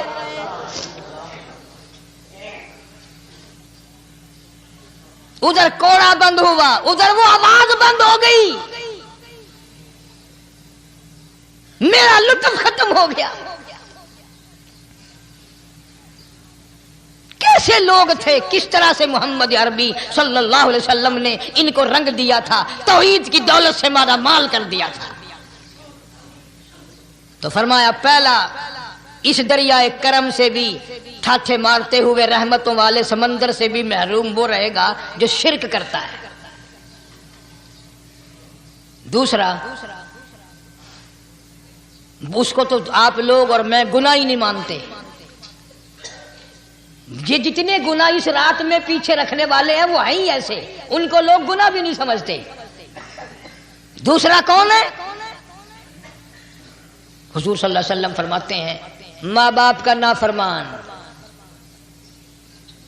ماں باپ کا نافرمان، والدین کا نافرمان، کتنا ہی حج کیے ہوئے ہوں، کتنا ہی نیک بنا پھرتا ہو، کتنی سخاوت کرتا ہو، ماں باپ کا نافرمان، ماں باپ کو جھڑکے دڑکے دینے والے کی اس رات میں بھی بخشش نہیں۔ بتاؤ ہم کب گناہ سمجھتے ہیں ماں کی بات کا جھڑکا دینے کے لیے؟ ماں کی اور بیگم کی اگر لڑائی ہو جائے نا تو بیگم کو تو کہتا ہے آپ خاموش ہو جائے گی، یہ کتی ہے بھونکتی رہے۔ اس کو کتنے ادب کے ساتھ کہتا ہے ابھی چھوڑے آپ ایسے لوگوں سے متھا نہیں مارا کرتے، یہ تو بکواس کیے ہی جاتے ہیں۔ تجھے کیا معلوم ہوتا ہے اس وقت ماں کا کلیجہ پھٹ جاتا ہے۔ بڑا ظالم ہے وہ آدمی جو ماں باپ کی نافرمانی کر کے اپنے لیے آخرت تو آخرت آئے گی، میرا تجربہ ہے دنیا ہی میں بھگتتا ہے، نقد سودا ہے۔ ہمارے اس ملک میں میرا ایک واقف آدمی بیمار تھا پچھلے دنوں، میں اسے پوچھنے چلا گیا، اچھی طرح جانتا ہوں، میں اسے جانتا ہوں وہ مجھے جانتا ہے۔ بیٹے کا شکوہ کرنے لگ گیا، رونے لگ گیا، پوچھتا نہیں ہے، پرواہ نہیں کرتا میری، کبھی یہ بھی نہیں پوچھتا باپ کا کیا حال ہے۔ اب قاری انیم میں بھی ایک بیماری ہے نا جس سے تم سارے لوگ ذرا اکڑے اکڑے رہتے ہو، وہ کیا کہ نقد کہہ دینی۔ میں نے اسی وقت کہہ دیا، میں نے کہا جناب یاد تو کریں تم نے ماں باپ کے ساتھ کیا سلوک کیا تھا، ذرا یاد تو کر۔ میں نے کہا چپ ہو گیا، لگا یہاں کئی مرتبہ ایسا ہوتا ہے اس ہاتھ لے اس ہاتھ دے، یہاں سودا دست بدستی ہے، کبھی کبھی نقد سودا ہوتا ہے۔ ادھر ماں باپ کا کلیجہ دکھا، ادھر زمین پیڑیاں رگڑ رگڑ کے مرنا پڑے گا۔ بیگم کے لیے طرح طرح کے کپڑے، بیگم کے لیے طرح طرح کے کھانے پینے، اور ماں کے لیے کچھ نہیں۔ تیری ماں تیری بیگم کی چوڑی ہے، بھنگن ہے، اس کا بچا ہوا کھائے گی، اس کا اتارا ہوا پہنے گی، وہ بیگم ہے، یہ بھنگن ہے گھر کی۔ شرم کو ہاتھ مارو، غیرت کو ہاتھ مارو۔ حالانکہ ماں ماں ہوتی ہے۔ ہم نے ایک دنیا دار رسالے میں پڑھا تھا، مدت کی بات ہے، ایک واقعہ چھپا تھا کہ ایک آدمی ایک لڑکی کے پیچھے لگ گیا، ماں نے منع کیا بیٹا ہم خاندانی ہیں، عزت والے ہیں، داغ لگ جائے گا، برباد ہو جائے گا، ایسی لفنگی چھوکریوں کے پیچھے نہیں لگا کرتے۔ ادھر لڑکی کو بھی ڈانٹا، ہمارے گھر نہ آیا کر۔ لڑکا گیا، وہ منہ بنا کہنے لگے میں نے تجھ سے محبت کرتی، تیری ماں نے مجھے گالیاں دی ہیں۔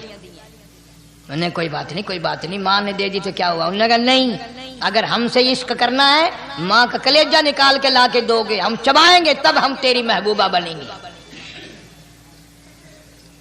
نشے میں تھا، غرق تھا، عشق کی مار میں آیا ہوا تھا۔ انہوں نے کہا لو دیر کیا ہے، تجھے تو خوش رکھنا ہے نا۔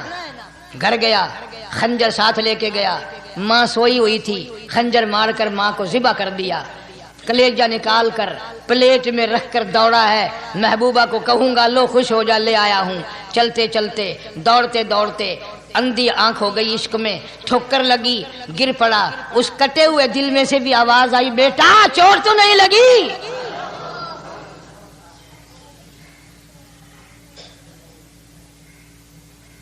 تمہیں کیا معلوم ہے کہ ماں کیا چیز ہوتی ہے؟ یہ ان سے پوچھو جن کی ماں نہیں ہے۔ کائنات یہ ہے، جہان یہ ہے، سب کچھ دولت ماں باپ ہے۔ تمہارے یہاں فالتو ہوں گے، ہمارے یہاں تو نہیں ہے۔ تو فرمایا دوسرا بخشش سے رہنے والا ماں باپ کا نافرمان۔ وقت بھی ختم ہو رہا ہے، اس لیے تم کہو گے کہ پھر یہ 1.5 مہینے کے لیے انگلینڈ چلا گیا، وہ بھی میں چلو مختصر سے ہی بتا ہی دوں۔ تیسرا آدمی جو اس کرم والی رات میں، بخشش والی رات میں بھی قبیلہ کلب کے بھیڑ بکریوں کے بالوں کی گنتی سے زیادہ لوگوں کو جس دن معافی مل رہی ہے، یہ اس دن بھی پھنسے رہ جائیں گے۔ تیسرا آدمی ہے حسد کرنے والا، بغض کرنے والا، دل میں عداوت رکھنے والا. تمہیں سمجھ نہیں آئے گی ابھی. وہ یوں ہی ہے کہ کسی کے یہاں بیٹا پیدا ہوا، تمہیں اطلاع ہوئی، انہوں نے کہا ہاں جی ان کے یہاں تو روزانہ ہی پیدا ہوتے ہیں، آگے تھوڑے ہیں. لے تیرے گھروں کی گیا، تو راضی ہو جامے تو تاں کی ہے، ناراض ہوئے تو تاں کی ہے. فلانا آدمی اچھا کھانے پینے والا بن گیا، ہاں جی رب بھی بس رجتوں کو رجاتا ہے، خالیوں کو خالی کرتا ہے اور بھرتوں کو بھرتا ہے. اور رب ہے یہ تیرے دروازے دا چوکیدار ہے، رب کی ذات پر اعتراض کرتا ہے. اور بلکہ علماء نے لکھا ہے کہ حسد کرنے والے آدمی کو توبہ کی توفیق نہیں ہوتی. وہ گلے بالن دی طرح بس سڑدا ہی رہندا ہے، سڑدا ہی رہندا ہے، سڑدا ہی رہندا ہے. تو اس کی بھی نجات نہیں ہے. بعض علماء کرام نے 10 آدمی لکھے. عام طور پر تینوں حدیثوں میں ان 3 آدمیوں کا خاص طور سے ذکر ہے جن کا میں نے ذکر کر دیا. شرک کرنے والا، ماں باپ کا نافرمان، اور دل میں عداوت بغض رکھنے والا. پھر سمجھ لو نہیں سمجھو گے نا دین کے بارے میں بولے بڑے رہتے ہو. سامنے آدمی آیا، رانا صاحب السلام علیکم، خیریت ہے، خوش ہو، مزاج اچھے، کاروبار ٹھیک ہے، بال بچہ اچھا ہے، دھندا ٹھیک ٹھاک ہو رہا ہے. پرے کو گیا نا بڑا بے ایمان ہے.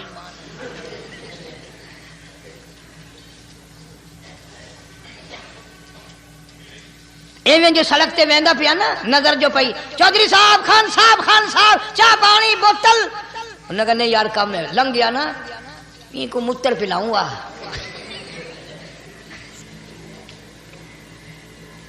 یہ سارا کچھ چھوڑ دو، تباہی ہے، پلے کچھ نہیں پہنا، یوں ہی خام خواہ اپنے آپ کو برباد کرنا ہے. فرمایا رب السماوات والارض وما بینہما ان کنتم موقنین. زمین و آسمان کا رب میں، پہاڑوں کا رب میں، دریاؤں سمندروں کا رب میں، چاند سورج ستارے کا رب میں، تیرا بھی رب میں. یقین کر مانگ جو کچھ مانگنا ہے. لا الہ الا هو یحیی و یمیت. میرے سوا الہ کوئی نہیں، مشکل کشا کوئی نہیں، حاجت روا کوئی نہیں، بیماری دینے والا کوئی نہیں، بیماری دور کرنے والا کوئی نہیں، بادشاہ کو اٹھا کر پھانسی کے تختے پہ لٹکانے والا کوئی نہیں، فقیر کو تخت و تاج پہنا کر بادشاہ بنانے والا کوئی نہیں. وَتُذِلُّ وَتُعِزُّ مَن تَشَاءُ وَتُذِلُّ من تشاء بيدك الخير انك على كل شيء قدير. سب کچھ میرے ہاتھ میں ہے، جس کو چاہوں اڑا کے رکھ دوں، جس کو چاہوں نیچے کر دوں، جس کو چاہوں اونچا کر دوں. یہ میرا نظام ہے. اللہ کی ایک دن خواب میں حضور کریم صلی اللہ علیہ وسلم کی زیارت ہوئی. آپ نے فرمایا ما جفانی یا بلال. اور بلال یہ کیا غضب کر رہے ہو، مدینے سے دور چلے گئے، ملنے بھی نہیں آتے.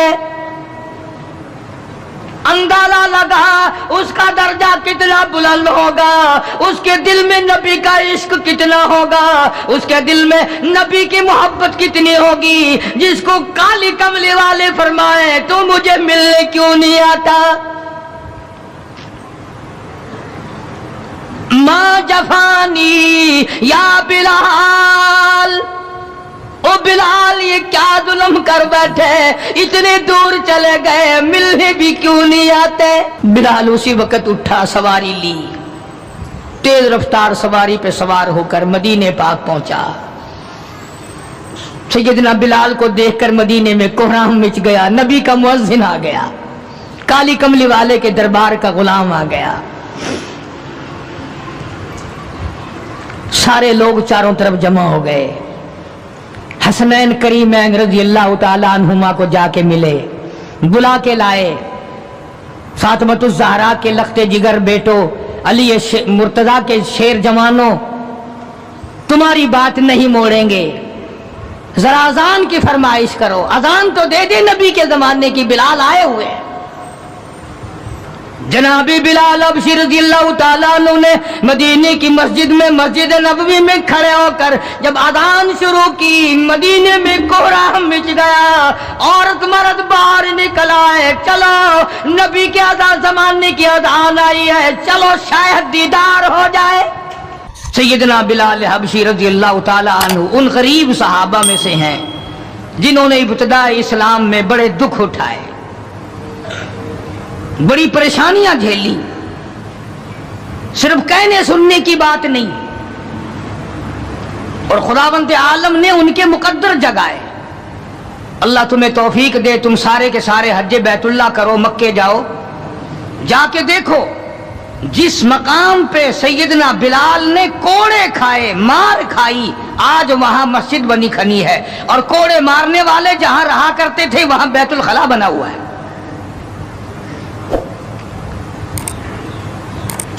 سرکار مدینہ صلی اللہ علیہ وسلم نے فیصلہ کر دیا، جو میرا ہے وہ میرے صحابہ سے پیار کرے گا،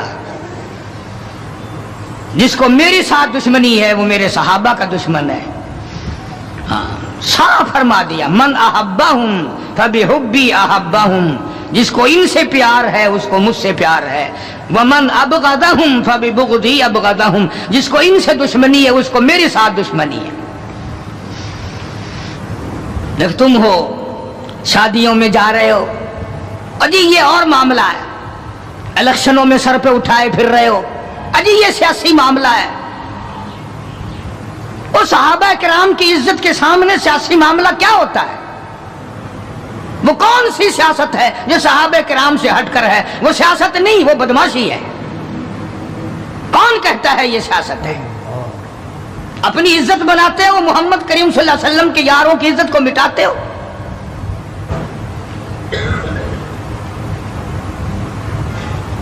قربان جاؤں ان حضرات پہ، تم تو اب بھی نہیں سمجھ سکے ہوگے میں کن کی بات کر رہا ہوں۔ او حاجیو، نمازیو، تمہیں ساری زندگی میں آج تک خواب میں بھی مدنی کریم صلی اللہ علیہ وسلم کی زیارت نہیں ہوئی۔ بلال وہ تھا جس نے اپنی زندگی میں لاکھوں کروڑوں مرتبہ حضور کا دیدار کیا ہے۔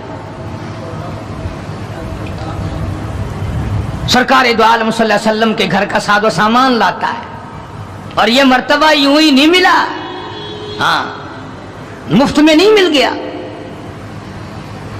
بڑی مصیبتیں اٹھائی ہیں، بڑی تکلیف جھیلی ہیں۔ امیہ ابن خلف مکے کا بہت بڑا بدماش قسم کا کافر غلام ہے۔ امیہ ابن خلف بہت بڑا سردار ہے مکے کا، حضرت بلال رضی اللہ تعالی عنہ اس کے غلام ہیں، زر خرید ہیں۔ امام الانبیاء محبوب کبریا حضرت محمد مصطفیٰ صلی اللہ تعالی علیہ وسلم کا دیوانہ پروانہ، جان نثار، جان پہ کھیلنے والا بلال، سرکار کے چہرے انور کا دیدار کیا تو کلمہ پڑھ بیٹھا۔ امیہ ابن خلف کو پتا چلا، بلال کو مارنا شروع کیا، سارا دن مارتا ہے، لوہے کی زرہ پہنا کر دھوپ میں سارا دن لٹائے رکھتا ہے، گرم ہو جاتی ہے، بدن جل جاتا ہے، سارا دن نمبر وار پٹائی کرتی ہیں۔ شام کے وقت سیدنا بلال رضی اللہ تعالیٰ عنہ کے پیروں میں رسے ڈال کر مکے کے لڑکے گلیوں میں گھسیٹے پھرتے ہیں۔ جس گلی سے گزارا جاتا ہے عورتیں پوچھتی ہیں کیا بات ہے، نوجوان پوچھتے ہیں کیوں مارتے ہو، مارنے والے جواب ایک دیتے ہیں، غلام امیہ ابن خلف کا ہے، کلمہ کالی کملی والے کا کیوں پڑھتا ہے؟ چمڑا اڑ گیا، ہڈیاں سالم نہ رہی، روزانہ گھسیٹا جاتا ہے، روزانہ مارا جاتا ہے، روز مار کے امیہ ابن خلف تھک گیا۔ خود بھی دوسرے لوگ بھی امداد کو آتے ہیں کافر کی۔ سیدنا بلال رضی اللہ تعالیٰ عنہ کے گلے پہ پاؤں رکھ کر پورا وزن ڈال دیتا ہے، سینے پہ پتھر کی چٹان رکھتا ہے، کمر کے نیچے دہکتے ہوئے بھڑکتے ہوئے کولے اور شعلے ہیں، آگ بجھ جاتی ہے مگر بلال غریب کو چھوڑا نہیں جاتا۔ آج کوئی مار کھائے گا عورتوں کے پیچھے، کوئی زمین کے پیچھے، کوئی دولت کے پیچھے، کوئی مکان کی وجہ سے، کوئی دکان کی وجہ سے، کوئی کرسی کی وجہ سے، کوئی شہنشاہیت کی وجہ سے، کوئی وزارت کی وجہ سے، کوئی سفارت کی وجہ سے بلال مار کھاتا ہے۔ قرآن کہتا ہے وَأُوذُوا فِي سَبِيلِي وَقَاتَلُوا وَقُتِلُوا لَأُكَفِّرَنَّ عَنْهُمْ، خدا کہتا ہے یہ وہ لوگ ہیں جنہوں نے مار کھائی میری راہ میں، میرے نام پہ مار کھائی، میری وجہ سے مار کھائی، زبان پر مصیبت آئی، جان پر مصیبت آئی، مالی تکلیف پہنچی، بھوک پیاس کی تکلیف اٹھائی۔ خدا فرماتے ہیں میرا بندہ تکلیف اٹھاتا ہے، میں سامنے کھڑا ہو کر دیکھتا ہوں وَأُوذُوا فِي سَبِيلِي، اور میرے بندے میں تجھے دیکھ رہا ہوں، میرے نام پہ تجھے مار پڑ رہی ہے۔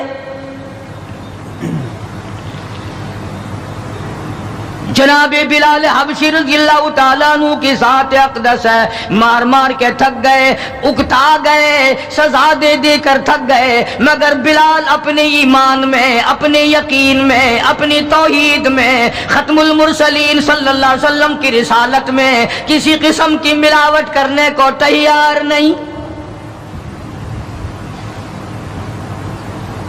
تمہیں تو آج اگر تھوڑا سا کوئی کہہ دے کہ اس سال کاروبار میں تجھے منافع اسی لیے تو نہیں ہوا کہ تو نے فلانے بابے کو نہیں مانا، فلانے بابے کی پوجا نہیں کی، فوراً کروٹ بدل جاتا ہے، چلو بھائی اب کے بابے کو ہی مانیں گے۔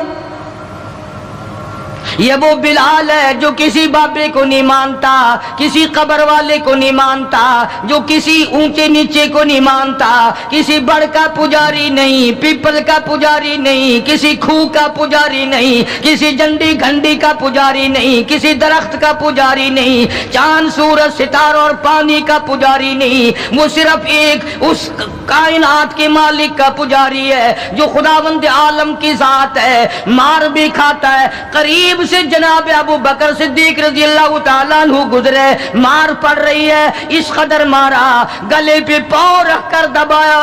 ابو بکر صدیق رضی اللہ تعالیٰ عنہ فرماتے ہیں میری آنکھ نے دیکھا بلال کی ایک بالشت زبان باہر لٹکی ہوئی تھی۔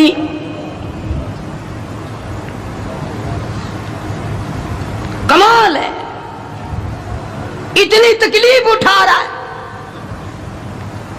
جب بھی ذرا سا پاؤں پر کو ہٹایا، سانس آیا، فوراً آواز لگاتا ہے اللہ احد،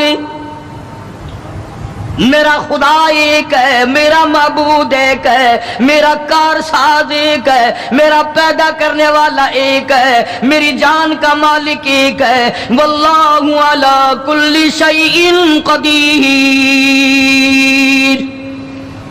وہی ہر چیز پہ قادر ہے، میری جان پہ بھی اسی کی قدرت ہے، میرے یقین پہ اسی کی قدرت ہے۔ اور مارنے والوں میں سچا عاشق ہوں، تم مارتے تھک جاؤ گے، میں مار کھاتا نہ تھکوں گا، اس لیے جس کی وجہ سے مار کھا رہا ہوں وہ حی قیوم ہے، میں اسی کا بندہ ہوں۔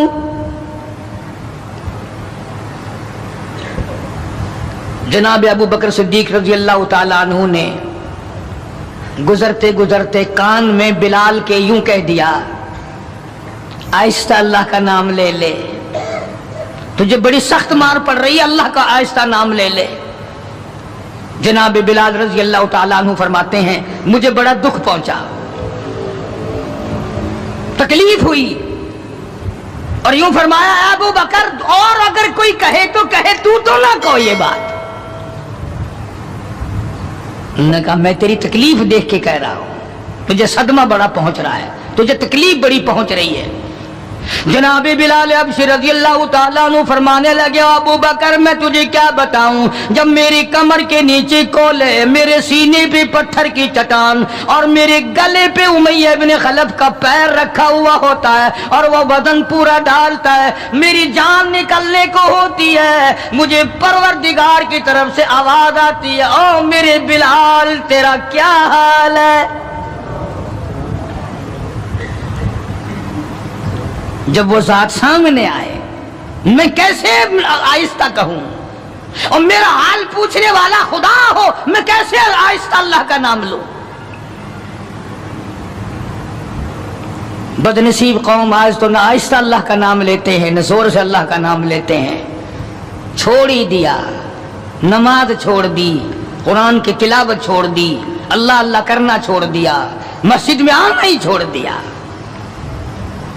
یہی وجہ ہے کہ آج کافروں کا ڈنڈا ہے اور مسلمانوں کے سر ہیں، پٹ رہے ہیں ساری دنیا میں.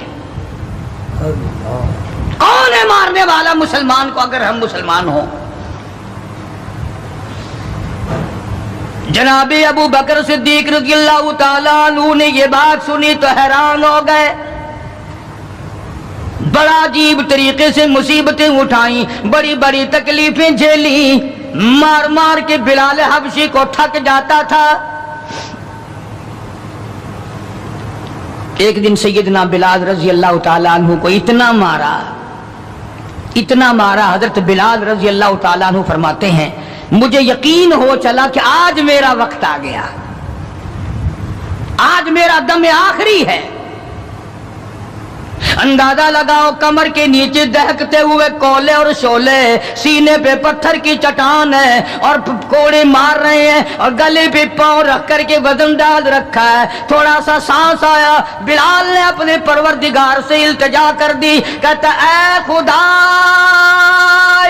خالق کون و مکان، اے خدا اے سر قلب سر جہاں، اور میرے مولا زبان نہیں ہل سکتی، کیسے تیرا نام ادا کروں؟ لب حرکت کرنے سے عاجز آ گئے، زبان باہر نکل گئی، میں کس طرح تیرا نام لوں؟ دل ہی دل میں تجھے پکارتا ہوں. کہتا او میرے مولا مجھے مار کی پرواہ نہیں، مجھے تکلیف کی پرواہ نہیں، میرا حال یہ بنا ہوا ہے جو تیری مرضی ہو وہ کر میرا حال، عشق میں ثابت قدم ہوگا بلال. اور میرے مولا مجھے اب اوپر اپنے اتنا یقین آ گیا، اب مجھے اپنے اوپر بھروسہ اتنا ہو گیا، جو تکلیف آئے پرواہ نہیں، میں تیرا نام چھوڑنے کو تیار نہیں. چاروں طرف کافر بیٹھے ہیں، حضرت بلال رضی اللہ تعالیٰ عنہ کی رگ رگ میں کانٹے چبھو رہے ہیں، طرح طرح کی ایذائیں دے رہی ہیں. کہتا ہے ہر رگوں ریشوں میں کانٹے چبھ گئے، اور جس قدر ہو سکے ہیں ایذائیں دے مجھے، میں بے پرواہ ہوں اس بارے میں تکلیفوں سے تیرا نام چھوڑنے والا نہیں.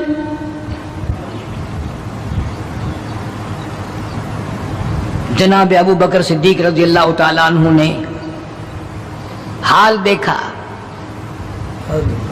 آج کا دولت مند رات دن سوچتا ہے دوسرا کارخانہ کس طرح سے لگاؤں، کاہے کا لگاؤں، کہاں لگاؤں، دوسری فیکٹری کہاں لگاؤں، دوسرا کاروبار کس طرح پہ بڑھاؤں. یہ مکے کا دولت مند تاجر ہے جس کا نام ابو بکر صدیق ہے رضی اللہ تعالیٰ عنہ. یہ مکے کی گلیوں میں اس نیت سے چکر لگاتا ہے کوئی مصیبت زدہ مسلمان ہوگا تو دولت خرچ کر کے اس کو آزاد کراؤں گا. امیہ ابن خلف سے صدیق اکبر نے پوچھا رضی اللہ تعالیٰ عنہ کہ یار تم مار مار تھک گیا، اسے بیچ لے. غلام تھے نا حضرت بلال، اسے بیچ لے. امیہ کہنے لگا کہ خرید لو بھائی. تو امیہ بن خلف کافر نے بڑے پیسے مانگے. صدیق اکبر رضی اللہ تعالیٰ عنہ نے اسی وقت فرمایا کہ چل کے لے لو اپنے پیسے. امیہ جو مکے کا سردار تھا کہنے لگا ابو بکر میں تو تجھے بڑا عقل مند سردار اور ہوشیار تاجر سمجھتا تھا، آج پتا چلا تجھے تو عقل ہی نہیں. جناب ابو بکر صدیق رضی اللہ تعالیٰ عنہ نے پوچھا کیوں؟ وہ کہنے لگا یہ تو میرے ناک پہ لڑا ہوا ہے، مار مار کے میں تھک گیا، دوسروں سے مروا کے میں تھک گیا. اندازہ لگاؤ اور اپنے ایمان کا بھی پتہ کرو، سارا مکہ مارنے والا اکیلا بلال مارے کھانے والا. کہنے لگا یہ تو میرا درد سر بنا ہوا ہے، اگر تو یوں ہی کہتا نا غلام مجھے دیتے میں تیرے متھے مار دیتا، تو انہیں اتنی بڑی رقم دینی کر لی، یہ کوئی تیری عقل مندی ہے؟ کہاں یہ سر پھرا غلام جو کسی کام کا بھی نہیں، رات دن مار کھاتا ہے، اور اتنی بڑی رقم دینے کے لیے آپ آمادہ ہو گئے؟ جناب صدیق اکبر سبقت رضی اللہ تعالیٰ عنہ نے فرمایا امیہ میں بھی تجھے مکے کا سردار سمجھتا تھا، آج پتا چلا تو پرلے درجے کا گدھا ہے۔ انہوں نے کہا کیوں؟ کہ وہ اس لیے کہ ہو بلال اور قیمت یہ مانگی تو نے، بلال جیسی ذات ہو اور قیمت یہ مانگی، اگر آج پوری دنیا کی دولت تو مانگتا اور میرے پاس ہوتی میں اپنی جان دے کر کے بھی بلال کو خرید کے آزاد کرتا۔ چنانچہ خرید لیا، آزاد کر دیا، دربار رسالت میں پیش کر دیا۔ جناب حضرت محمد الرسول اللہ صلی اللہ تعالی علیہ وسلم کو پیار آیا۔ اندازہ لگاؤ بلال کے زخموں کو دیکھ کر آقا دو عالم صلی اللہ علیہ وسلم کو رونا آ گیا۔ اسلام کے لیے مار کھائی، ایمان کی وجہ سے مار کھائی، اپنے یقین کی وجہ سے مار کھائی، کوئی سیاسی غرض نہیں، کوئی دنیاوی غرض نہیں۔ جناب رسالت مآب صلی اللہ تعالی وسلم نے، اللہ پاک نے اس کا پھل یہ دیا بلال کو، اس کا معاوضہ یہ دیا کہ دربار رسالت میں مؤذن بن گئے۔ اذان دینے کی جو ڈیوٹی تھی، منصب تھا، وہ حضرت بلال کو ملا رضی اللہ تعالی۔ جناب مدنی کریم صلی اللہ تعالی علیہ وسلم کی گھر کے خرچے اخراجات سودا سلف لانے کی ڈیوٹی حضرت بلال رضی اللہ تعالی عنہ کے ذمے تھی۔ کوئی کسی محکمے کے صاحب کا سامان لائے گا، کوئی کسی محکمے کے صاحب کا سامان لائے گا، کوئی کسی تاجر کا سامان خرید کے لائے گا، کوئی کسی افسر کا سامان خرید کے لائے گا۔ بلال تیرے پیروں سے اڑی ہوئی خاک پہ قربان ہو جاؤں، تو شہنشاہ کائنات کے دروازے کا غلام ہے، تو حضور کریم صلی اللہ تعالی علیہ وسلم کا سامان لاتا ہے، اور 5 وقت اذان کی ڈیوٹی ہے۔ آپ صلی اللہ علیہ وسلم کے لیے قرضہ بھی لے کے آتا تھا بلال یہودیوں سے۔ ایک دفعہ ایک قرضے والے نے جان کر کہ دوبارہ اسے پھنساؤ، غلام بناؤ، حضرت بلال رضی اللہ تعالیٰ عنہ اذان دینے کے لیے تیار کھڑے تھے، یہودی آیا اور آ کے کہنے لگا، یہ جو بدنصیب آدمی ہوتا ہے نا، جس کا ایمان نہیں ہوتا، وہ بے ادبی بڑی کرتا ہے۔ آج بھی تجربہ ہے اللہ والوں کی، علماء کی، بے ادبی وہی کرے گا جس کے اندر ایمان کی رتی نہ ہو، بے ادبی کے الفاظ وہی بولے گا ایمان کی رتی نہ ہو۔ تو حضرت بلال کو آ کر کے آواز دینے لگا اور کہنے لگا، او کالے۔ حضرت بلال نے فرمایا کیا بات ہے؟ کہ یا تو کل شام تک پیسے آ گئے، ورنہ یاد رکھ تجھے پھر غلام بنائیں گے ہم۔ جناب ابشیر رضی اللہ تعالیٰ عنہ مدنی کریم صلی اللہ تعالیٰ علیہ وسلم کی خدمت عالیہ میں تشریف لائے، عرض کیا کالی کملی والے فلانا یہودی آ کر کے بڑی زبردست دھمکی دے گیا، وہ مجھے پھر دوبارہ غلام بنانا چاہتے ہیں، وہ پھر مجھے پریشان کرنا چاہتے ہیں، میں اب اتنا بڑا قرضہ کیسے ادا کروں؟ میں صبح کہیں نکل جاؤں گا، چھپ جاؤں گا، روپوش ہو جاؤں گا، جب کوئی انتظام ہو جائے اطلاع فرما دینا، میں حاضر خدمت ہو جاؤں گا۔ ہائے بلال تجھے مبارک ہو، تو سرکار دو عالم صلی اللہ تعالی علیہ وسلم کے قرضے کی وجہ سے پریشان ہے۔ ذرا سوچیں وہ لوگ جن کو اللہ تعالیٰ نے دولت بخشی ہے، جن کو اللہ پاک نے کھانے پینے کے لیے دیا ہے، کہ ہمارے نبی حضرت محمد کریم صلی اللہ علیہ وسلم نے کن دکھوں سے اپنی زندگی پاس کی ہے، قرض لے لے کر۔ صرف قرض نہیں، آج ہم یہودی بن کے مر رہے ہیں، عیسائی بن کے مر رہے ہیں، کافر اور مشرک بن کے مر رہے ہیں۔ ان کی ریس ہے ہر معاملے میں، ان کے طریقے کو اپنا کر کے آج مسلمان نوجوان بڑے خوش ہوتے ہیں۔ تم نے ہزاروں مرتبہ سنا ہوگا، آؤ شہنشاہ کائنات کا وہ لباس تو دیکھو جس لباس میں حضور صلی اللہ علیہ وسلم کی وفات ہوئی ہے۔ 11 پیمند اس لباس میں تھے جس لباس میں حضرت محمد رسول اللہ صلی اللہ علیہ وسلم کی اس دنیا فانی سے رخصتی ہوئی ہے۔ یہ بٹن نہیں لگاتے ہم لوگ، بٹن کی جگہ کانٹے چبھے رہتے تھے، کانٹے چبھو لیے جاتے تھے۔ تو بلال نکل گئے مدینے پاک سے خوف کے مارے کہ یہودی پریشان کریں گے قرضے کے لیے۔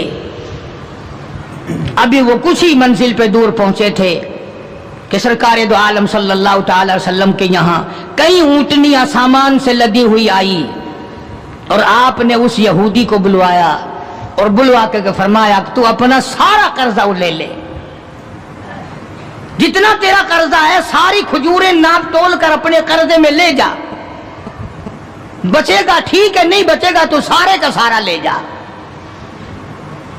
اللہ غنی، نبی کی ذات کو تو دیکھو، کبھی تو یہ حال ہے کہ قرضہ لے رہے ہیں اور قرضے کی وجہ سے پریشان ہیں، اور خود حضرت بلال رضی اللہ تعالیٰ عنہ بھی پریشان ہے، اور اب یہاں یہ حال ہے کہ جس صحابی نے کھجوریں اٹھا کر ناپ کر ڈھیر میں سے تول کر دی ہیں، اس کا سارا قرضہ اتر گیا، اور صحابی کہتا ہے کہ میری آنکھ دیکھ رہی تھی، ایسا معلوم ہوتا تھا کہ سارے کھجوروں کے ڈھیر میں سے ایک دانہ بھی کم نہیں ہوا، ایک دانہ بھی کم نہیں ہوا۔ بے شمار واقعات ہیں اس قسم کے۔ مدینہ پاک میں اللہ پاک سب کو زیارت نصیب فرمائے۔ مدینہ پاک کی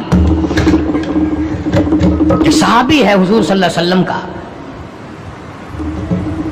اس کا باپ فوت ہو گیا، قرضہ تھا باپ کے ذمے، اس نے سارے سیزن کی کھجوریں اکٹھی کی اور ڈھیر لگا کر سرکار دو عالم صلی اللہ علیہ وسلم کی خدمت عالیہ میں آیا کہ جی فلاں آدمی کا میرے ابا کے ذمے قرض ہے، وہ آپ کھڑے ہو کر اتار دیں، اپنے سامنے وہ قرضہ اتروا دیں، ساری کھجوریں میں نے سنبھال کے رکھی ہیں، بچوں کو ایک دانہ نہیں دیا میں نے۔ کیسے لوگ تھے جو باپ کے قرضے کا فکر کرتے تھے، اب تو الحمدللہ اپنے قرضے کا فکر نہیں، اگر میں مر گیا تو کون دے گا، بلکہ خوش ہیں، قرضہ مار کے مر جانے پہ لوگ خوش ہیں۔ حالانکہ قرضہ ایسی چیز ہے کہ حضور کریم صلی اللہ تعالی علیہ وسلم نے جب تک یہ پوچھ نہ لیا، کبھی بھی کسی کا جنازہ نہیں پڑھایا جب تک یہ پوچھ نہ لیا کہ اس کے ذمے کسی کا قرضہ تو نہیں، اور اگر پتا چلا کہ ہے تو فرمایا ضامن بنو، کون دے گا، اور اگر ضامن کوئی نہیں بنا تو حضور نے کسی صحابی سے جنازہ پڑھوا دیا، خود جنازہ چھوڑ دیا۔ یہ تھوڑی بات ہے کہ نبی جنازہ چھوڑ دے۔ آج لوگ گسے مارتے ہیں، بڑے خوش ہوتے ہیں، کوئی گل نہیں، ایسا کوئی بھجے ہوئے نہیں۔ آدمی اپنا قرضہ جو منگا تھے مٹی چاہ گئے ہیں، بھج گئے کتائی، دینا نہیں، ڈرتا نہیں، اگر میں مر گیا تو میرا قرضہ کون دے گا۔ یہ تھوڑی مصیبت ہے، یہ تھوڑی بات، اور نبی جس کا جنازہ چھوڑ دے، نبی جس کی جنازے کو چھوڑ کر ہٹ جائے، یہ کوئی تھوڑی بات ہے۔ پہلے لوگ دعائیں مانگا کرتے تھے، یا اللہ مقروض بنا کے نہ ماریو، اور اب دعا کرتے ہیں یا اللہ جتنا گڑگپا کر کے مروں اتنا ہی اچھا۔ بے ایمانی کر کے مرنا چاہتے ہیں، لوگوں کا پیسہ کھا کے مرنا چاہتے ہیں، فنکاری کر کے مرنا چاہتے ہیں، شرم نہیں، یہ کوئی موت ہے، یہ کوئی مرنا ہے، یہ تو لعنت کی موت ہے۔ کسی کا کھا کے مر جاؤ، جب وہ سنتا ہے تو کہے گا نہیں، اور تجھ پر خدا کی لعنت ہو، میرا روپیہ کھا کے مر گیا۔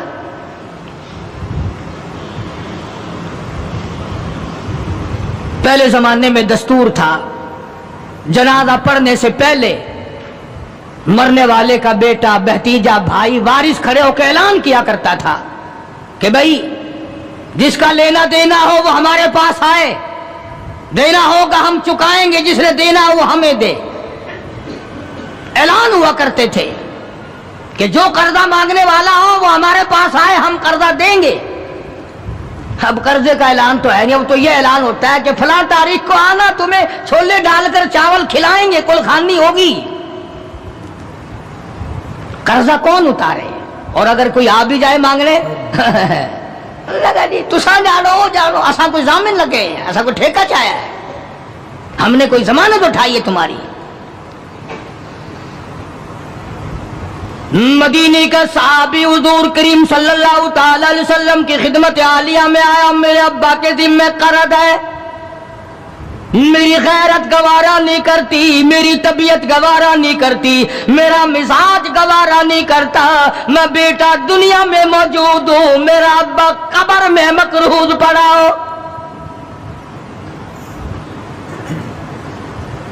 مدنی کریم صلی اللہ تعالی علیہ وسلم نے فرمایا ساری کھجوریں اکٹھی کر لی، گھر میں کتنی رکھی ہے؟ بچوں کے لیے کتنا رکھا کھانے کے لیے؟ ان نے کہا گھر میں کہ جی ہاں، کہ اللہ اور اس کے رسول کا نام رکھا ہوا ہے، ساری کھجوریں میں نے یہاں اکٹھی کر رکھی ہیں۔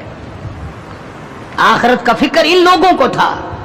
سرکار مدینہ صلی اللہ تعالی علیہ وسلم نے فرمایا اسے بلا، قرض لینے والے کو میں تیری سفارش کر کے آدھا اس سال لے لے گا، آدھا اگلے سال لے لے گا، آدھی کھجوریں بچوں کے لیے رکھ لے۔ صحابی رونے لگا، کہنے لگا میں ایسی کھجوریں اپنے بچوں کو کھلانے کو تیار نہیں، ہم بیٹھ کے کھجوریں کھائیں، میرا ابا قبر میں مقروض پڑا ہو۔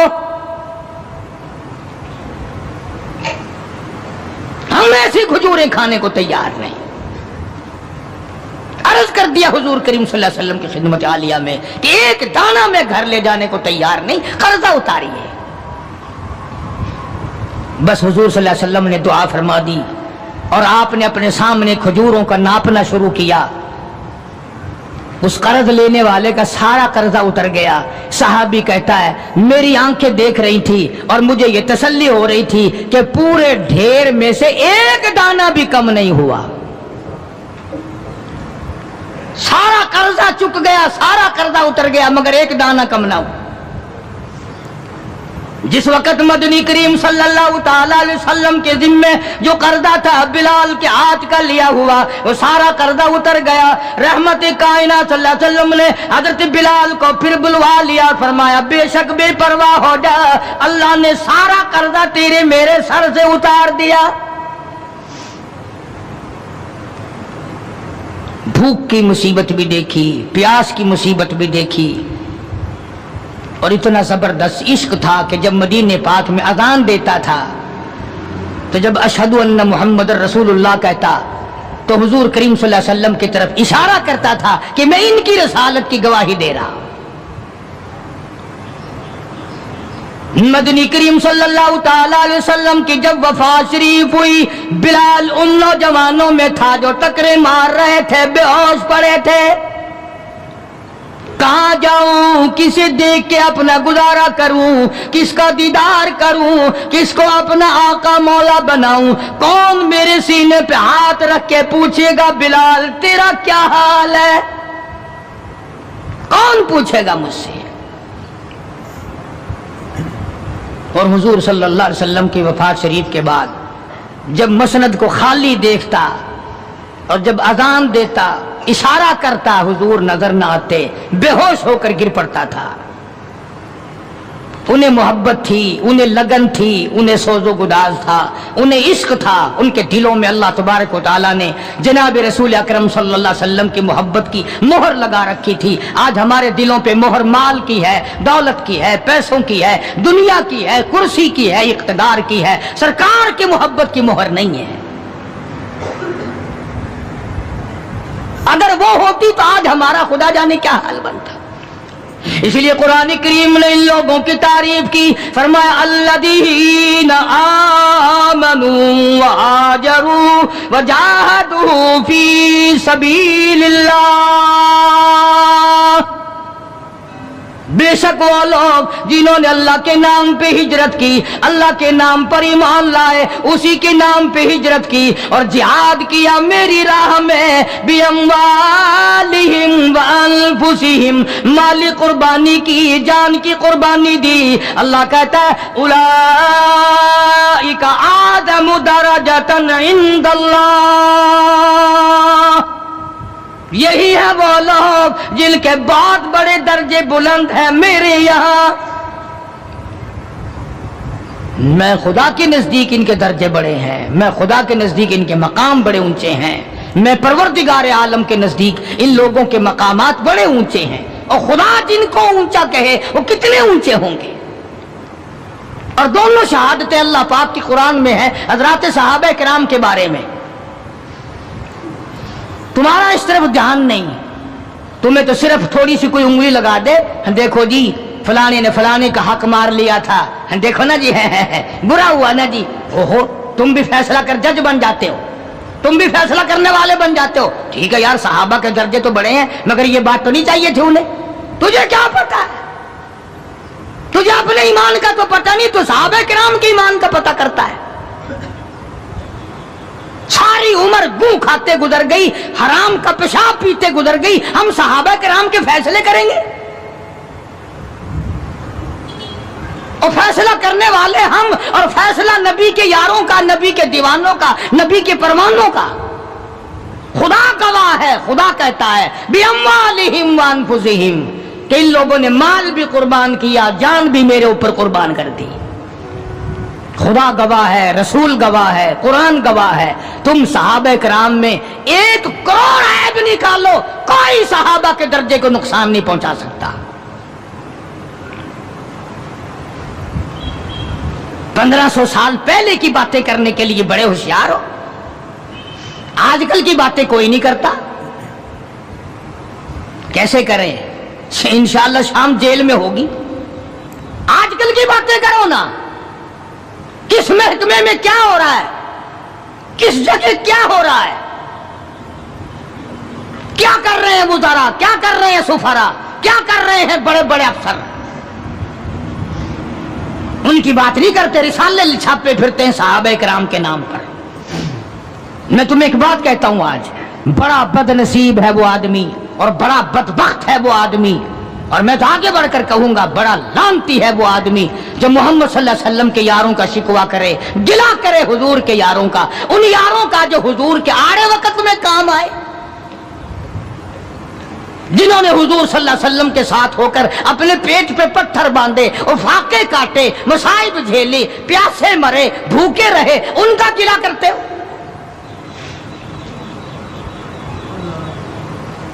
اور پھر تمہیں جج کس نے بنایا؟ تم ہوتے کون ہو؟ تم کون ہو محمد صلی اللہ علیہ وسلم کے یاروں کا فیصلہ کرنے والے؟ وہ خدا کے بندے تھے، خدا ان کا گواہ ہے، نبی ان کے گواہ ہیں، قرآن ان کی تعریف کرتا ہے۔ فرمایا ان الذین آمنوا وہاجروا وجاہدوا فی سبیل اللہ، ایمان لائے، ہجرت کی، جہاد کیا نہ، بدر میں تو وہ لڑے، احد میں انہوں نے قربانیاں دی، حنین میں وہ لڑے، خندق میں وہ لڑے، تبوک میں انہوں نے قربانیاں دی، یرموک میں انہوں نے قربانیاں دی۔ ایک ایک صحابی ایسا ہے، حضرت خالد بن ولید رضی اللہ تعالیٰ عنہ نے 125 جنگ لڑے ہیں، اور اسلام کے نام پر جنگیں تو انہوں نے لڑی، اور تم کرسیوں پہ بیٹھ کر میز پہ رسالے رکھ کر فیصلے تم کرتے ہو۔ تم ہو کون؟ یہ تو منافقوں کی اولاد کر سکتی ہے، یہ تو یہودیوں کی اولاد کر سکتی ہے، یہ تو عیسائیوں کی اولاد کر سکتی ہے، مسلمان کا تخم ایسا نہیں کر سکتا۔ کبھی حضور صلی اللہ علیہ وسلم کے گھر کا گلہ، کبھی حضور صلی اللہ علیہ وسلم کے دوستوں کا اور آپ کے یجانصاروں کا گلہ، کوئی بھی کرے، مجھے اس سے کوئی بحث نہیں۔ بہرحال ہم ان کو اپنا نہیں جانتے، اور جو نبی کے یاروں کے نہیں وہ ہمارے نہیں، ہاں وہ ملک کے نہیں، وہ قوم کے وفادار نہیں ہو سکتے، وہ ملت کے وفادار، اور جو نبی کے دروازے کا وفادار نہیں وہ تیرا وفادار کب ہوگا؟ یہاں تو غلامی کرنے والوں نے سب کچھ کمایا ہے، ہاں سب کچھ کمایا غلامی کرنے والوں نے۔ اللہ غنی، ان کی پیٹھ گواہ ہے کہ انہوں نے اسلام کے لیے کیا کیا، ان کے کمر پہ کوڑوں کے نشانات گواہ ہیں کہ انہوں نے اسلام اور ایمان کے لیے کیا کیا۔ سیدنا بلال سبقت رضی اللہ تعالیٰ وفات شریف کے بعد مدینے میں رہ نہ سکے، ممبر خالی میرے سے دیکھا نہیں جاتا، دمشق چلے گئے۔ وہاں جا کر اپنی اللہ اللہ کی. ایک دن خواب میں حضور کریم صلی اللہ علیہ وسلم کی زیارت ہوئی. آپ نے فرمایا ما جفانی یا بلال، اور بلال یہ کیا غضب کر رہے ہو، مدینے سے دور چلے گئے، ملنے بھی نہیں آتے. اندازہ لگا اس کا درجہ کتنا بلند ہوگا، اس کے دل میں نبی کا عشق